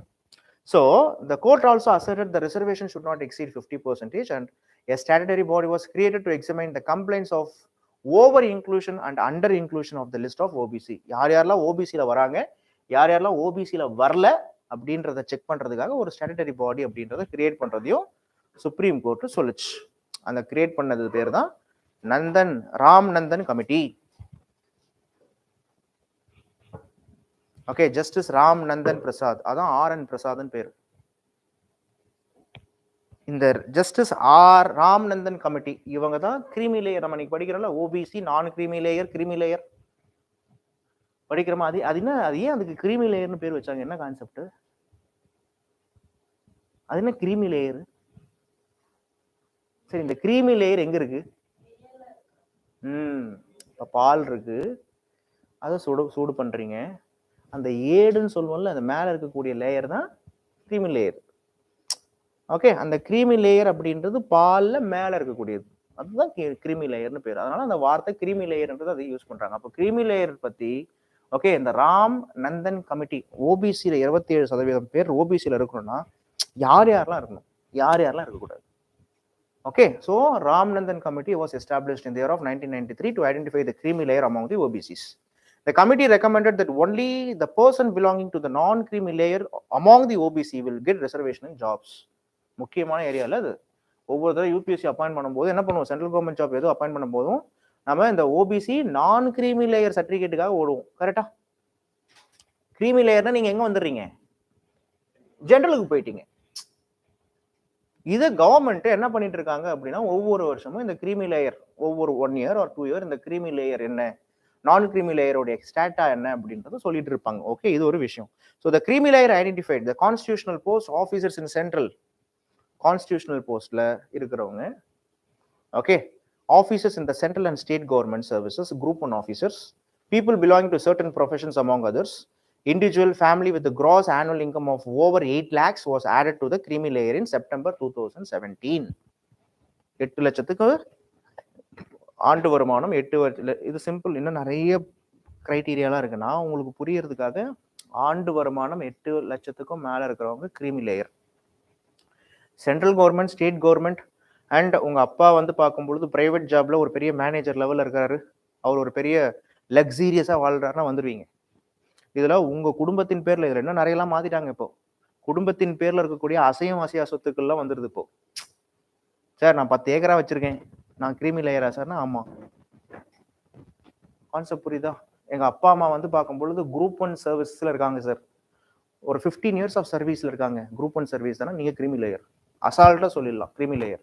ஆனா எங்க அப்பா அம்மா குரூப் டில இருந்து குரூப் ஏக்கு போனாங்க, ஒரு 2 வருஷத்துக்கு முன்னாடி தான் போனாங்க அப்படின்னா நீங்க கிரீமி லேயர்ல வரமாட்டீங்க. லாஜிக் புரியுதா? இந்த மாதிரி நிறைய கிரைட்டீரியா இருக்கு. சரி, ஃபைன். ஸோ எந்த கமிட்டி கிரீமி லேயரை பத்தி, நான் கிரீமி லேயரை பத்தி பேசுது? ராம்நந்தன் கமிட்டி இதெல்லாம் மண்டேல இருக்கணும் ஆக்சுவலா. ஓகே சரி, next national commission for backward classes. NBC was established in 1993. It is a national commission for backward classes. Whether it is a constitutional committee or constitutional body தான். ஃபைன், இதெல்லாம் கான்ஸ்டிடியூஷனல் பாடி. எந்த article பேசுது? 350. சரி பாப்போம். So the commission was set up the following passage of the National Commission for Backward Classes Act. Objective to entertain, examine and recommend the inclusion and exclusion of various BC classes for benefits and protection. Also to safeguard the interest of BC effectively. அது விடுங்க. The 102, the 102 Constitutional Amendment Act gave constitutional status to National Commission, that is NBC அப்படின்றது National Commission, National Backward Class Commission, by inserting the article 338B. எப்பயுமே இந்த மாதிரி A Bன்னு வந்துச்சுன்னா அது வந்து amendment பண்ணிருக்காங்கன்னு அர்த்தம். ஓகேவா? So 338B, 342A and amending the article 366. So 102வது கான்ஸ்டிடியூஷனல் அமெண்ட்மெண்ட் ஆக்ட் அப்படின்றது என்ன பண்ணிருக்கு? 102 வாட் இட் இஸ் கிவன், அதாவது 10% எக்கனாமிக்கலி வீக்கர் செக்ஷனுக்கு முன்னாடி என்ன அமெண்ட்மெண்ட் பண்ணிருக்காங்க? Okay, so the national commission for backward caste வந்து கான்ஸ்டிடியூஷனல் ஸ்டேட்டஸ் கொடுத்துருக்காங்க by amending article 366. So 338A, 338B, 342A, இதை மூணுத்தையும் அப்படியே எழுதுங்க பார்க்கலாம். கீழே இருக்க மூணு article 338B speaks about constitutional status to National Backward Class Commission. Article 338B, இதுதான் TNPC கேட்கக்கூடிய இடம்.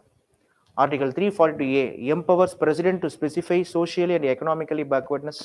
பிரசிடென்ட்டுக்கு தான் அத்தாரிட்டி இருக்கு. எப்படி ஒரு ட்ரைபல் ரீஜன் தான் சொல்றதுக்கு பிரசிடென்ட்டுக்கு அத்தாரிட்டி இருக்கோ, ஓகேவா? ஸோ அதே மாதிரி the president empowers president to specify social and educational backwardness. And Article 366 says new definition for socially and educational backward class.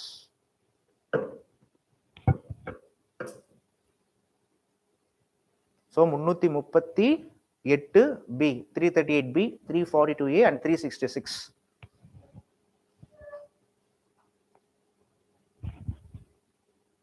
இது கண்டிப்பா இந்த வருஷம் ப்ரிலிம்ஸ்ல எதிர்பார்க்கலாம். இம்பார்ட்டன்ட் போட்டுக்கோங்க.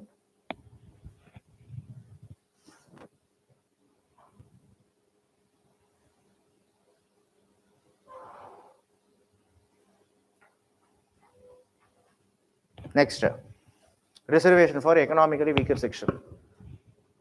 அதே தான் அது ஏற்கனவே எழுதுனது தான். ஸோ இது 15(4), 16(4) அண்ட் ஆர்டிகல் 46. இதை மூணுத்தையும் எழுதுங்க பார்க்கலாம். It amends the article, 3 article. Economically weaker section okay, அவங்க கான்ஸ்டிடியூஷனல் ஸ்டேட்டஸ் கொடுக்கும் பொழுது amendment, constitutional 103rd amendment act provides for 10% reservation for the jobs in the educational institutions to the economically weaker sections. It amended 3 articles, 15(4), 16(4) and also 46.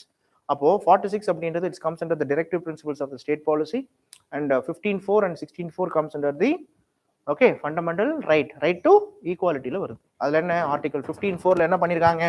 The state is permitted to make special provisions for any socially and educationally backward OBCs and SC/STs. ஒரு state நினைச்சாங்கன்னா என்ன வேணாலும் எடுத்துட்டு வரலாம், special provisions எடுத்துட்டு வரலாம். Article 16(4) என்ன சொல்லுது அப்படின்னா, the state can provide reservation in the state services for any OBCs candidate.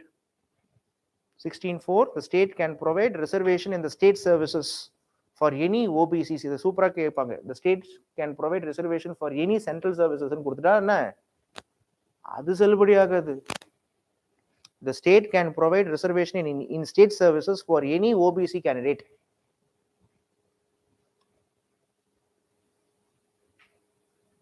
And article 16 சொல்லுது, that is 46 சொல்லுது, to promote the educational and economic interest of SC/STs and other weaker sections and protect them from the injustice and exploitation.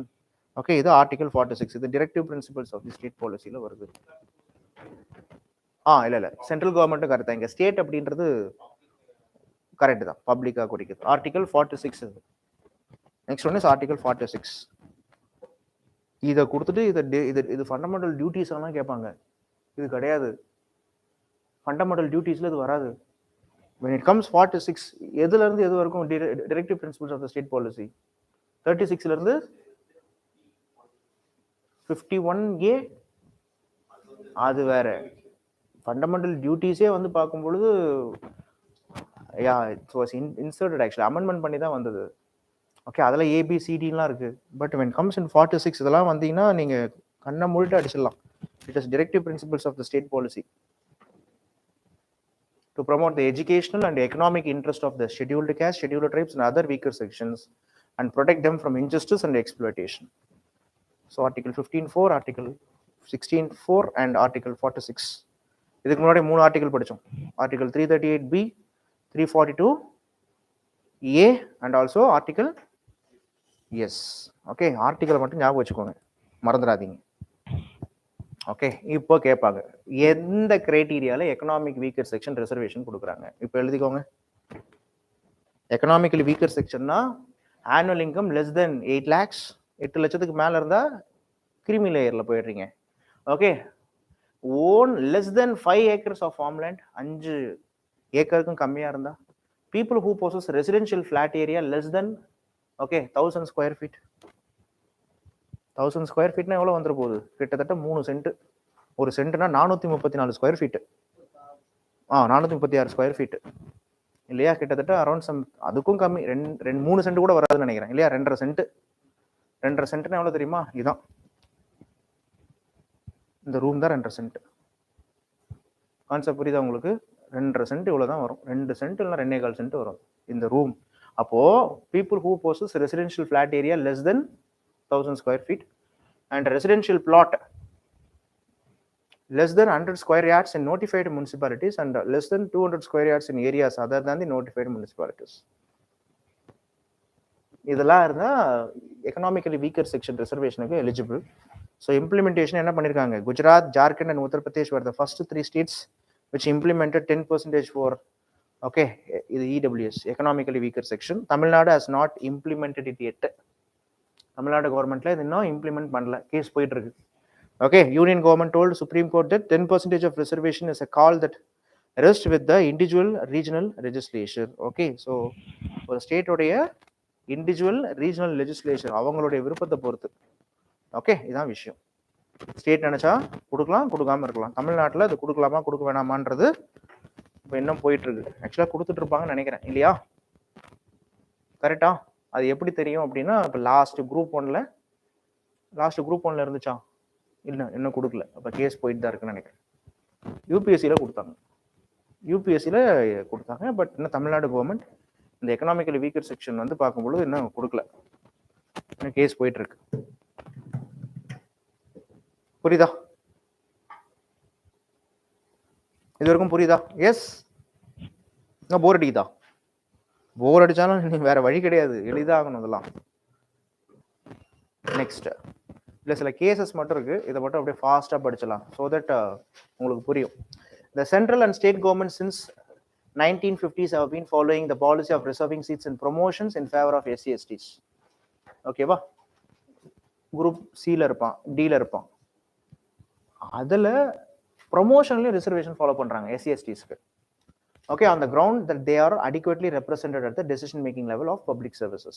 The court took different stands in different cases. Different stand எடுத்திருக்காங்க. ஒரு தடவை இப்படி பேசியிருக்காங்க, இன்னொரு தடவை அப்படி பேசியிருக்காங்க. But பொதுவா கோர்ட் எப்போ மென்ஷன் பண்றாங்கன்னா, இந்திரா ஷவானி கேஸ்ல சொல்றாங்க, the reservation should be confined to initial appointments only, but not in the promotions.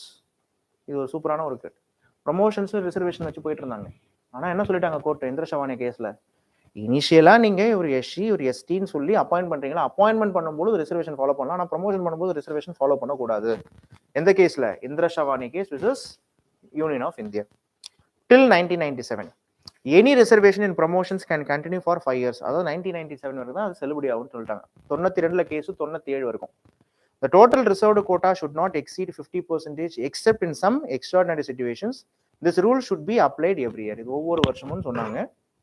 Okay இதை பேஸ் பண்ணி தான் 77th constitutional amendment act of 1995 inserted article 16(4)A.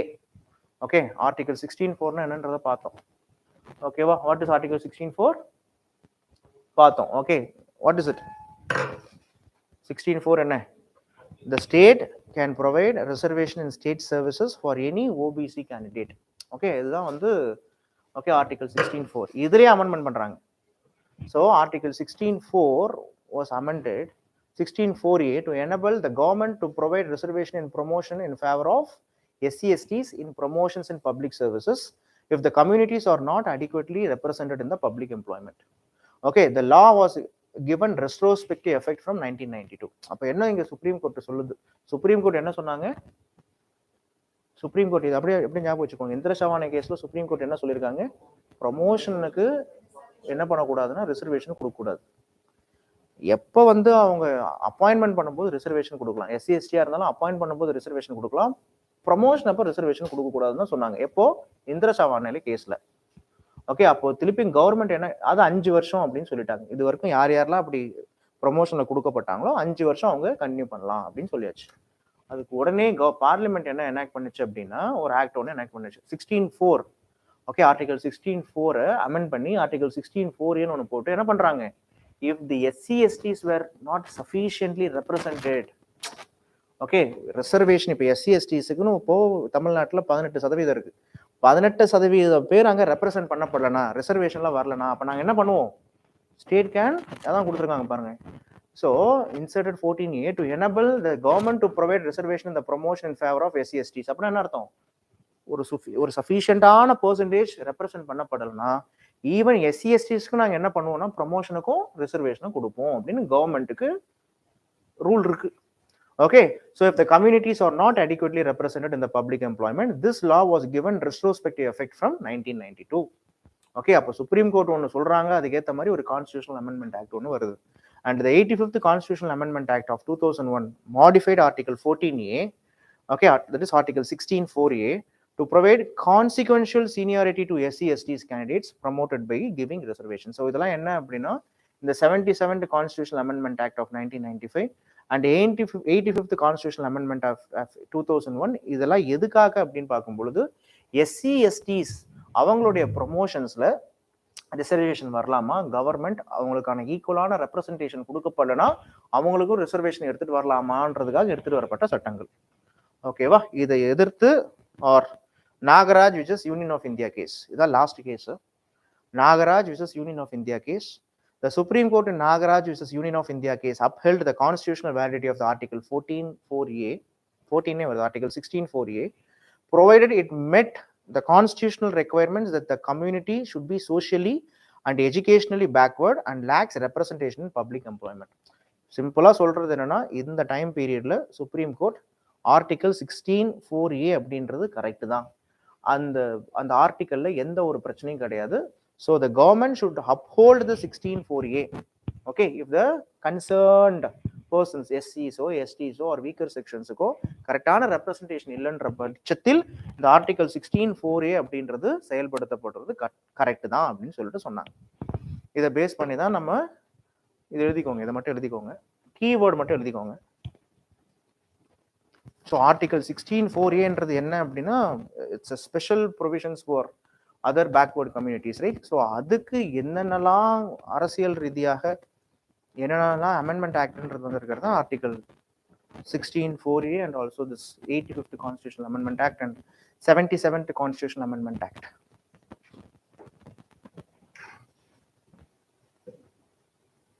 உங்ககிட்ட ஒரே லைன்ல தான் கேட்பாங்க, which case okay where the supreme court said that it upheld the constitutional validity of Article 16.4A கேட்டா என்ன? Nagaraj case of 2006. இதுவும் நீங்க பாருங்க, தமிழ்நாட்டை தவிர்த்து அதிகமான ரிசர்வேஷன் ஃபாலோ பண்ற ஸ்டேட்ஸ் இது லிஸ்ட்ல எழுதிக்கோங்க. தமிழ்நாட்டில் இந்தியாவிலே அதிகமான ரிசர்வேஷன் எங்க கொடுக்கப்படுது? மகாராஷ்டிரா தான், 78%. அதுவும் பத்தல என்ன கேட்டிருக்காங்க மராத்தாஸ்லாம். ஓகே, எஸ், இதுவே எங்களுக்கு 10 லட்சம்ன்றானுங்க. 78%. சத்தீஸ்கர் 72, கர்நாடகா 70, மத்திய பிரதேஷ் 70. இது அப்படியே எழுதிக்கோங்க. குரோனாலஜியில் எடுத்துக்கிட்டீங்கன்னா மகாராஷ்டிரா, சத்தீஸ்கர், ஓகே, கர்நாடகா, மத்திய பிரதேஷ். தமிழ்நாடு 69. கிரீமிலேயர் எந்த கமிட்டியில் எடுத்துட்டு வந்தாங்க? ராம்நந்தன் கமிட்டி. எந்த கான்ஸ்டிடியூஷனல் அமெண்ட்மெண்ட் ஆக்ட்ல சுப்ரீம் கோர்ட் ஆர்டிகல் 16(4)A வேலிடிட்டின்னு சொன்னாங்க? நாகராஜ் கேஸ் அது. Nagaraj, very good. ஆமா, ஸ்டார்டிங்ல தமிழ்நாடு ஃபாலோ பண்ணி பின்னாடி நிறைய பேர் பண்ண ஆரம்பிச்சிட்டாங்க. ஸ்டார்டிங்ல தமிழ்நாடு தான், ஆனா இப்ப தமிழ்நாட்டை விட அதிகமாக கொடுத்துட்டு இருக்காங்க. ஓகே, இப்போ தமிழ்நாட்டுக்கு போறோம். இது வரைக்கும் நீங்க படிச்சது சென்ட்ரல் கவர்மெண்ட்ல யூனியன்ல ரிசர்வேஷன் அப்படின்றது எப்படின்றத பத்தி. இப்ப தமிழ்நாட்டுல ரிசர்வேஷன் எந்த கண்டிஷன்ல இருக்கு? இது ஒரு சூப்பரான டாபிக். ரிசர்வேஷன் இன் தமிழ்நாடு. நான் ஆல்ரெடி இதெல்லாம் நடத்தப்பட்டதுதான்.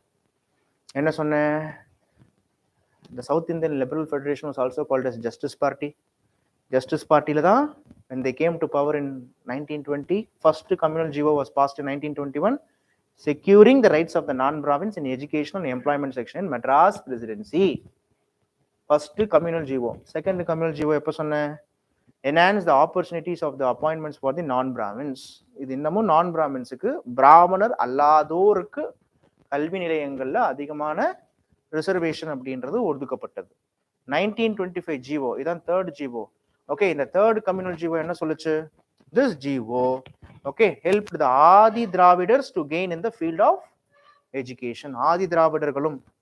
The 1924 GO, government published two list announcing the depressed classes. The GO helped the Adi Dravidars to gain the field of education. 1925 னா யார் ஸ்ட்ரெஸ் பண்ணிருப்பா?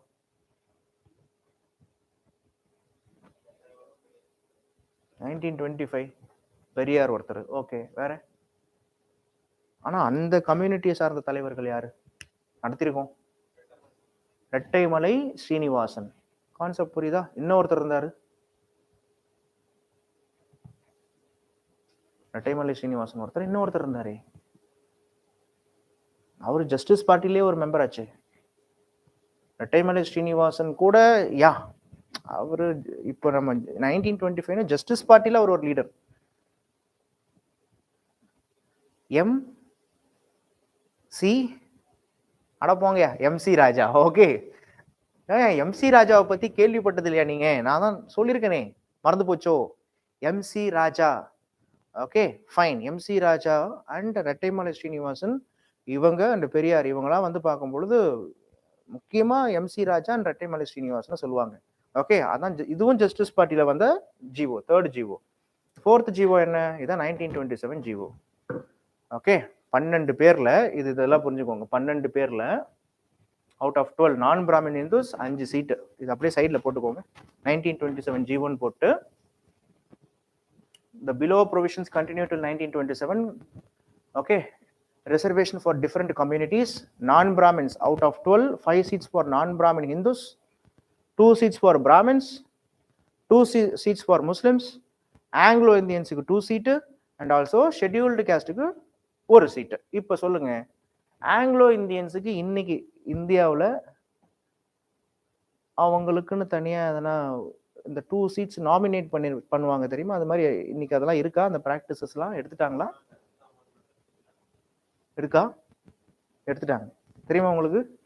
ஓகேவா, ஃபைன். அதை நம்ம பார்க்க போறோம். ஸோ நெக்ஸ்ட் பாருங்க, 1931 Census Commissioner of India laid down the certain sociologically accepted criteria for distinguishing, okay, for distinguishing depressed classes from OBCs.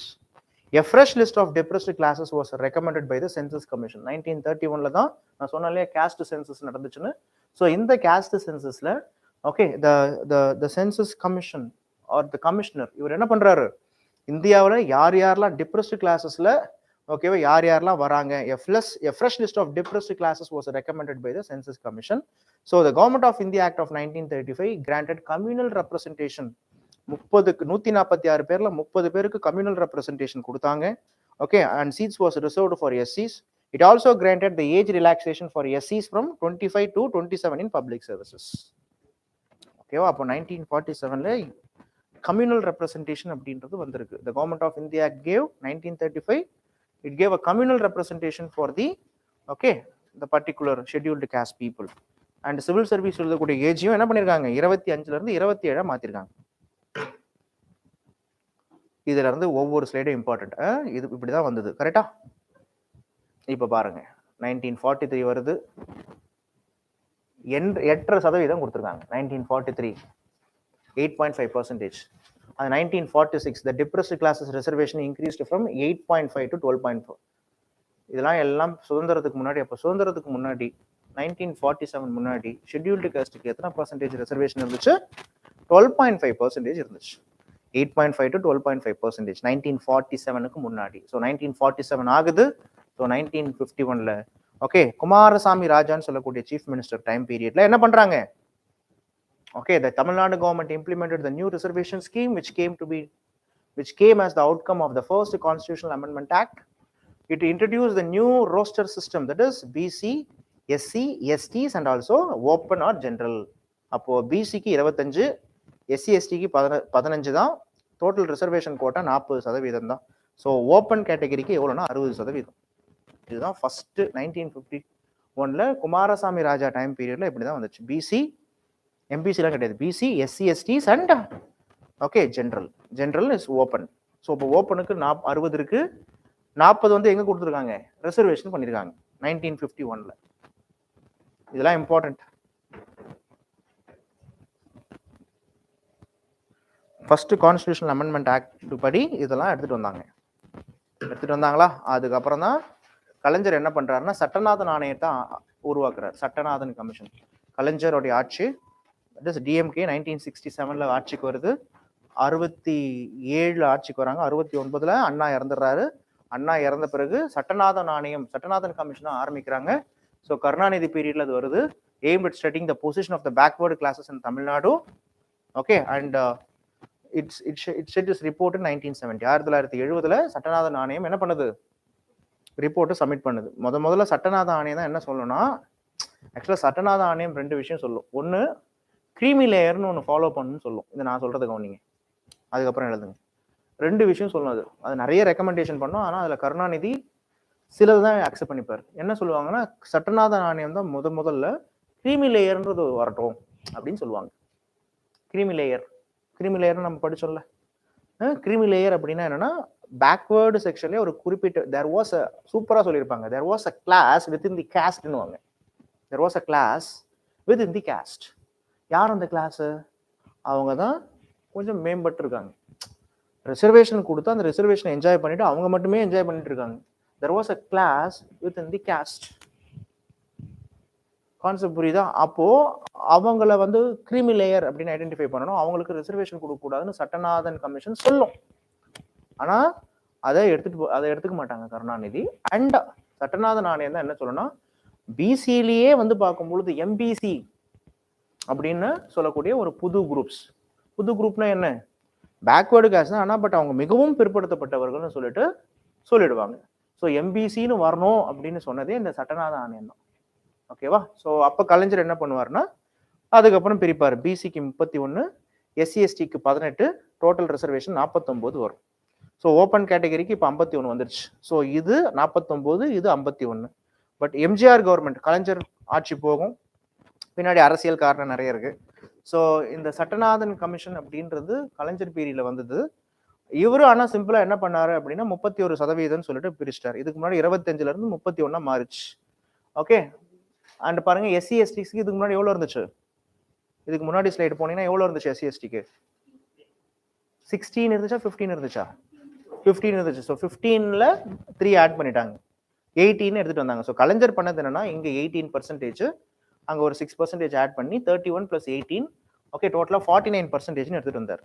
Okay. ஆனா Sattanathan commission சொன்ன எம்பிசியை உருவாக்கல. அண்ட் சட்டநாதன் கமிஷன் சொன்ன அந்த 10% இதை எடுத்துட்டு வரல. அப்போ அதுக்கப்புறம் என்ன நடக்குதுன்னா, the MGR government in 1980, okay, they increased the BC reservation to 50%. ஆனா நல்லா காமெடி என்னன்னா, இங்க எம்ஜிஆர் கவர்மெண்ட் ஆட்சிக்கு வந்த உடனே ஓகே இவர் என்ன பண்ணுவார்னா, அந்த சட்டநாதன் கமிஷன் சொன்ன கிரீமி லேயர்ன்ற கான்செப்ட் எடுத்துட்டு வருவார் எம்ஜிஆர். கிரீமி லேயர்னா என்ன அப்படின்னா, வருஷத்துக்கு வருமானம் 9,000க்கும் கீழே இருக்கிறவங்க தான் நான் கிரீமி லேயர். 9,000க்கு மேல இருக்கிறவன் பிசியில இருந்தாலும் அவன் ஜென்ரல் தான். விச் மீன்ஸ் கிரீமி லேயரை அவர் ஃபாலோ பண்றாரு. எம்ஜிஆர் வந்து இந்த சட்டநாதன் கமிஷன் சொன்ன கிரீமி லேயர் கான்செப்டை ஃபாலோ பண்ணார். ஆனா அப்படி ஃபாலோ பண்ணும்போது தமிழ்நாட்டில் நிறைய அப்போசிஷன் வருது. அதனால அந்த கிரீமி லேயர் கான்செப்டை எம்ஜிஆர் ரிமூவ் பண்ணிடுறாரு. அந்த 9,000 ரூபா மேல இருக்கிறவங்க கிரீமி லேயர்ன்ற கான்செப்டை எம்ஜிஆர் தூக்கியாச்சு. தூக்கிட்டு அதுக்கப்புறம் ஓபிசிக்கு என்ன பண்றாருன்னா 50% ரிசர்வேஷன் கொடுத்துட்டாரு. 31ல இருந்து எங்க போயிடுச்சு?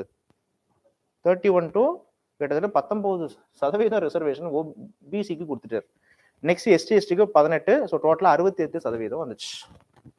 எம்ஜிஆர் பீரியட்ல தான் அப்ப என்ன கொடுக்கப்பட்டிருக்கு? அதிகமான பர்சன்டேஜ் கொடுத்துட்டாரு. ஏன்னா மக்களுடைய ஒப்பீனியன் வந்து இப்ப பாருங்க, இங்க 51% இருந்து 38% மாறி போச்சு. ஓகே, அதுக்கப்புறம் எம்ஜிஆர் தமிழ்நாட்டில் முதல் இந்தியாவில் லெவல் எடுத்துக்கிட்டீங்கன்னா ஃபர்ஸ்ட் கமிஷன் காக்கா கலேல்கர், செகண்ட் மாண்டல் கமிஷன். தமிழ்நாட்டில் எடுத்துக்கிட்டீங்கன்னா ஃபர்ஸ்ட் சட்டநாதன் ஆணையம், செகண்ட் பார்த்தீங்கன்னா அம்பாசங்கர் 1982. எம்ஜிஆர் பீரியட்ல திருப்பி என்ன பண்றாங்கன்னா அம்பாசங்கர் கமிட்டின்னு ஒன்று ஆரம்பிக்கிறாங்க. அது ரெக்கமெண்டேஷன் 1985ல கொடுக்குது. அவங்க தான் என்ன சொல்றாங்கன்னா separate reservation for MBC and denotified கம்யூனிட்டிக்கு கொடுக்கலாம் அப்படின்னு ரிப்போர்ட் பண்றாங்க. ஆல்ரெடி சட்டநாதன் கமிஷன் சொன்னதை இக்னோர் பண்ணிட்டு இவங்க எம்பிசி டிநோட்டிஃபைடு கம்யூனிட்டிக்கு கொடுக்கலாம் அப்படின்னு சொல்றாங்க. ஏன் அப்படி சொல்லுவாங்க அப்படின்னா, இந்த சமயத்துல தான் இப்ப பாட்டாளி மக்கள் கட்சி இருக்கு இல்லையா? ஓகே, டாக்டர் ராம்தாஸ் என்ன பண்ணுவார் அப்படின்னா நிறைய ப்ரொடெஸ்ட் பண்ணுவார். ஓகே, முக்கியமா வன்னியர்களுக்கு, கவுண்டர்ஸ், ஸோ முக்கியமா வன்னியர்கள், படையாட்சி, இவங்களுக்குலாம் பார்த்தீங்கன்னா இவங்க ரொம்ப பொருளாதாரத்துல பின்தங்கியிருக்காங்க. இவங்களை வந்து மேலே எடுத்துட்டு வரணும் அப்படின்றதுக்காக பெரிய தமிழ்நாடு ஃபுல்லா பிரச்சனை நடக்கும் இப்போ. ஓகே, அந்த சமயத்துல தான் எம்ஜிஆர் போற ரூட்லலாம் வந்து பார்க்கும் பொழுது மரத்தை வெட்டி போடுவாங்க. ஓகேவா? அதனாலதான் அவருக்கு ஒரு தலைவர் இருந்தார், காடு வெட்டி குருன்னு ஒருத்தர், தெரியுமா? அவருக்கு பேரே அவரு காடு வெட்டி குருன்னு பேர் அவருக்கு ஆக்சுவலா. ஓகே, ஸோ அந்த மாதிரி விஷயம்லாம் பண்ணுவாங்க. எம்ஜிஆர் போறாருன்னா அந்த ரூட்ல வந்து மரத்தை வெட்டி நடுவில் போட்டுருவாங்க. ஸோ இந்த மாதிரிலாம் நிறைய தமிழ்நாடு ஃபுல்லா இப்போ பஸ்ஸை அடிக்கிறது உடைக்கிறதுன்னு பிரச்சனை நடந்துட்டு இருந்தது. ஸோ அந்த டைம் பீரியட்ல எம்ஜிஆர் இறந்துறாரு, 1887 இறந்துருவாரு. பிரச்சனை கண்டினியூ ஆகும். ஸோ அப்போ கலைஞர் ஆட்சிக்கு வருவாரு. அப்போதான் எம்பிசி டிநோட்டிஃபைட் கம்யூனிட்டிஸுக்கு என்ன பண்ணியாச்சு, 30, 50 என்ன பண்ணியாச்சு, பிரிச்சிட்டார். 30 பிசி, எம்பிசி டிநோட்டிஃபைட் 20. இதுல கிட்டத்தட்ட 100கணக்கான ஜாதிகள் இருக்கு. 20 எஸ்சி எஸ்டிக்கு 18, டோட்டல் போட்டா 68 வந்துருச்சு. அதை பிரிச்சிட்டாரு. கான்செப்ட் புரியுதா? So the separate reservation for MBC or denotified community, 25% of the reservation was given to MBC denotified community from BC 50% quota implemented by the DMK government in 1989. ஆனா அந்த அம்பாசங்கர் ஆணையம் தான் அது சொல்லுச்சு. அதை எக்ஸிக்யூட் பண்ணது யாரு? டிஎம்கே கவர்மெண்ட்ல பண்ணாங்க. ஸோ 1990ல இந்த சமயத்துல தான் கலைஞரோடைய ஆட்சி இருக்கும்போது திருப்பியும் 1% யாருக்கு கொடுத்துட்றாங்கன்னா ஷெட்யூல்டு ட்ரைப்ஸுக்கு கொடுத்துட்டாங்க. 1990 69% தமிழ்நாட்டுக்கு வருது. தமிழ்நாட்டில் 69% வந்த கதைலாம் இதான். 69% வந்துருச்சு. அப்போ அப்படியே பாருங்க, 69% வந்துருச்சு. இதே டைம் பீரியட்ல என்ன நடக்குது? நார்த்ல இந்திர சவானி கேஸ் நடக்குது 1992ல. ஓகே, இந்திர சவானி கேஸ்ல மிக முக்கியமான வெர்டிக்ட் என்ன? ஆமா, 50% கிராஸ் பண்ணக்கூடாது. இந்த மாதிரி தலைவலிலாம் இருக்கு. இப்போ அடுத்து ஒரு ஆட்சி யாருது? ஜெயலலிதா அம்மாவுடைய ஆட்சி. ஓகே, வேற வழி கிடையாது. 69 கம்மி பண்ணா தமிழ்நாட்டில் பிரச்சனை. ஓகே, கான்செப்ட் புரியுதா உங்களுக்கு? அப்போ என்ன பண்றாங்கன்னா, Tamil Nadu backward classes, scheduled castes and scheduled tribes reservation of the seats in educational institutions and appointments in services under state act. இது ஃபுல்லாவே ஒரு ஆக்ட் பேர், ஒரு சட்டத்தோடைய பேர். ஸோ 1994ல எனாக்ட் பண்ணி 69% ரிசர்வேஷனை எடுத்துட்டு வந்து என்ன பண்ணுவாங்க? 9th ஷெட்யூல்ல போய் வச்சிருவாங்க. இதுதான் ஒரு மிகப்பெரிய ஒரு வெற்றியாக பார்க்கப்படுது. 9th ஷெட்யூல்ல போய் வைக்கிறதுனா அவ்வளவு சாதாரண விஷயம் கிடையாது. ஓகேவா? ஏன் அப்படின்னா, ஓகே, அன்னைக்கு இப்போ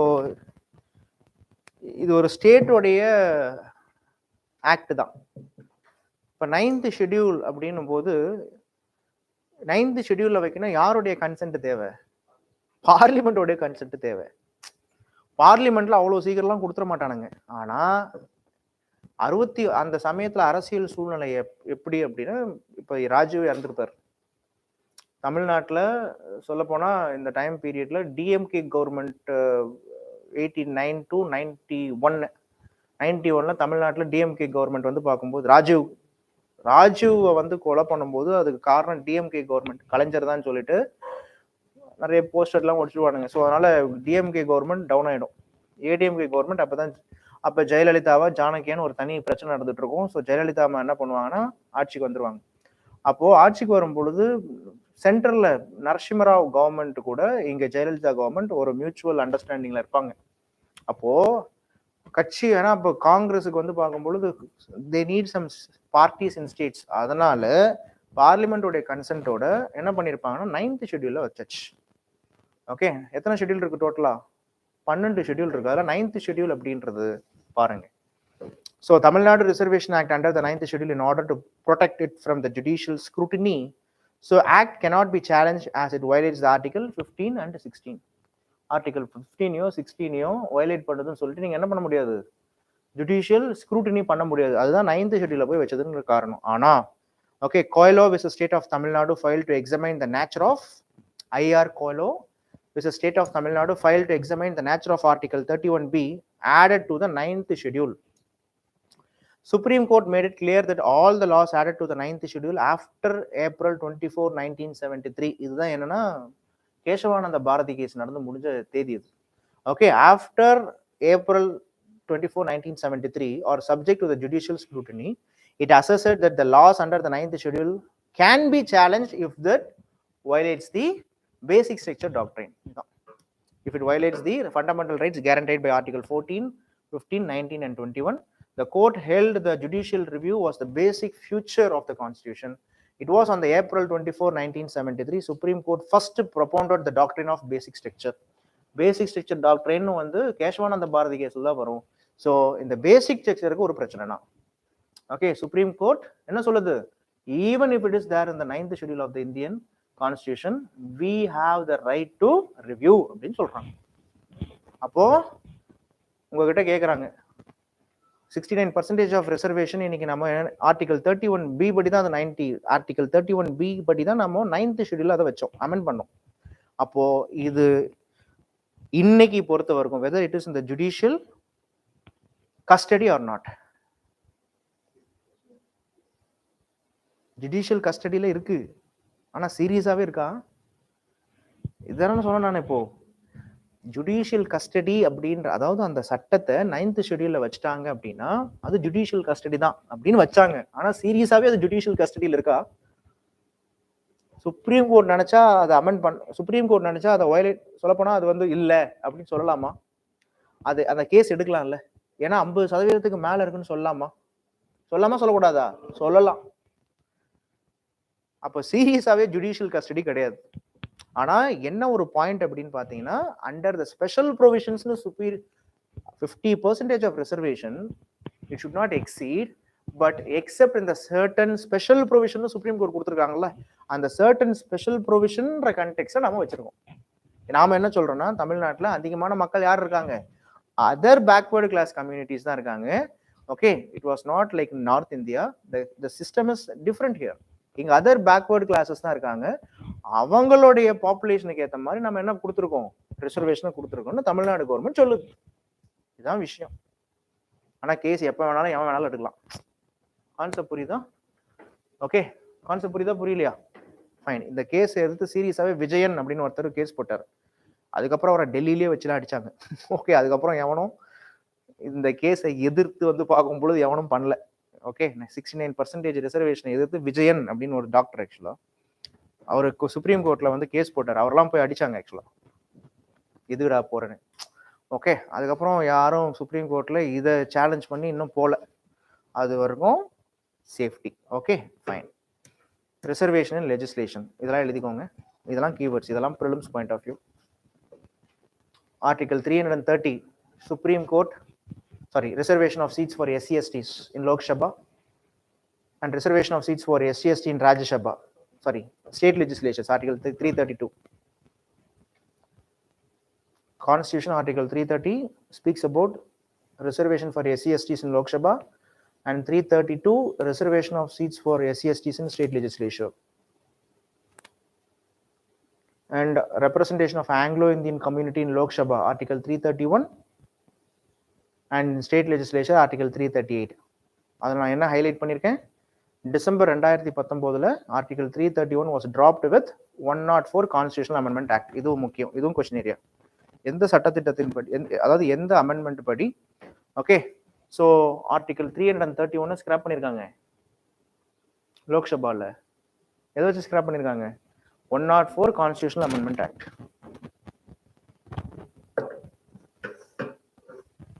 104 constitutional amendment act.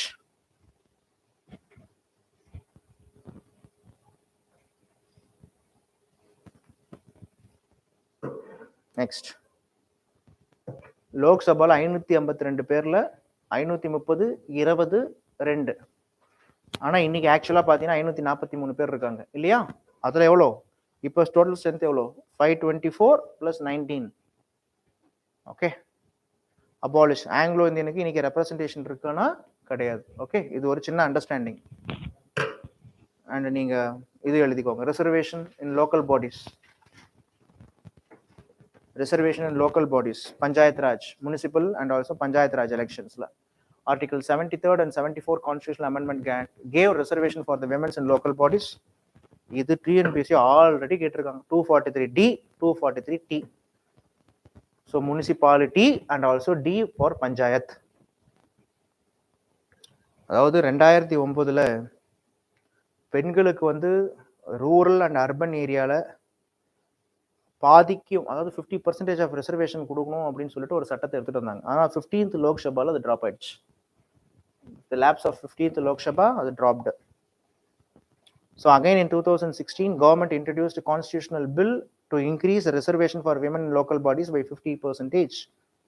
At present women have 50% of reservation in 14 states in urban bodies and 17 states in rural bodies. Last point important. Okay, last slide. Till 2016, Tamil Nadu have only 33% of reservation in local boys and body, local body. In February 2016, Tamil Nadu legislature amended TN Panchayat and Municipal Corporation Act, thus providing 50% of reservation for women. Inniki Tamil Nadu is the 17th state to implement 50% of reservation for women, SC/STs in local body elections. எத்தனாவது ஸ்டேட்டுங்க? Tamil Nadu is the 17th states in India to give 50% of reservation. This is what about reservation. Exam முன்னாடி இந்த பாயிண்ட்ஸ்லாம் ஒரு தடவை gather பண்ணுங்க, எழுதி பாருங்க. 103 constitution amendment act என்ன, 104 என்ன, ஓகேவா, 77 என்ன, 76 என்ன, 31B என்ன, ஓகே, 243D என்ன, T என்ன, இதெல்லாம் ஃபிங்கர் டிப்ஸ்ல இருக்கும். இந்த பர்டிகுலர் ரிசர்வேஷன் டாபிக் மட்டும் நீங்க மெமரைஸ் பண்ணீங்கன்னா எப்படியும் கொஸ்டின் இதுல எல்லாம் இருக்காது. 2 கொஸ்டின் இதுல இருக்கு அப்படின்னு நீங்களே எழுதி வச்சுக்கோங்க. Okay, 2 questions was there. அடிச்சு சொல்றேன், 2க்கு மேல கூட இருக்கலாம். So by which amendment is already get a questions. By which amendment Tamil Nadu Reservation Act of 1994 was included in the 9th schedule? 76th Constitutional Amendment Act. 76th Constitutional Amendment Act படி தான் okay Tamil Nadu Reservation Act of 1994 was included in the 9th schedule of the Constitution. Okay fine. அது எந்த article amend பண்ணிருப்பாங்க? 31B. Okay, yeah, which article says the acts and regulations included in the 9th schedule? 31B. In which year separate 1% of reservation for provided for the tribal community? 1992. Yar Chief Minister? Karunanidhi. Which of the following judgment directs the central and state government to exclude the creamy layer from OBCs? Which of the following case says central and state government to exclude the creamy layer from the OBCs? Indra Shavani versus Union of India. Which Prime Minister implemented the recommendation of Manual VP Singh? Reservation policies to bring upliftment, advancement and justice. It's already gated. Okay, so this is what about this topic.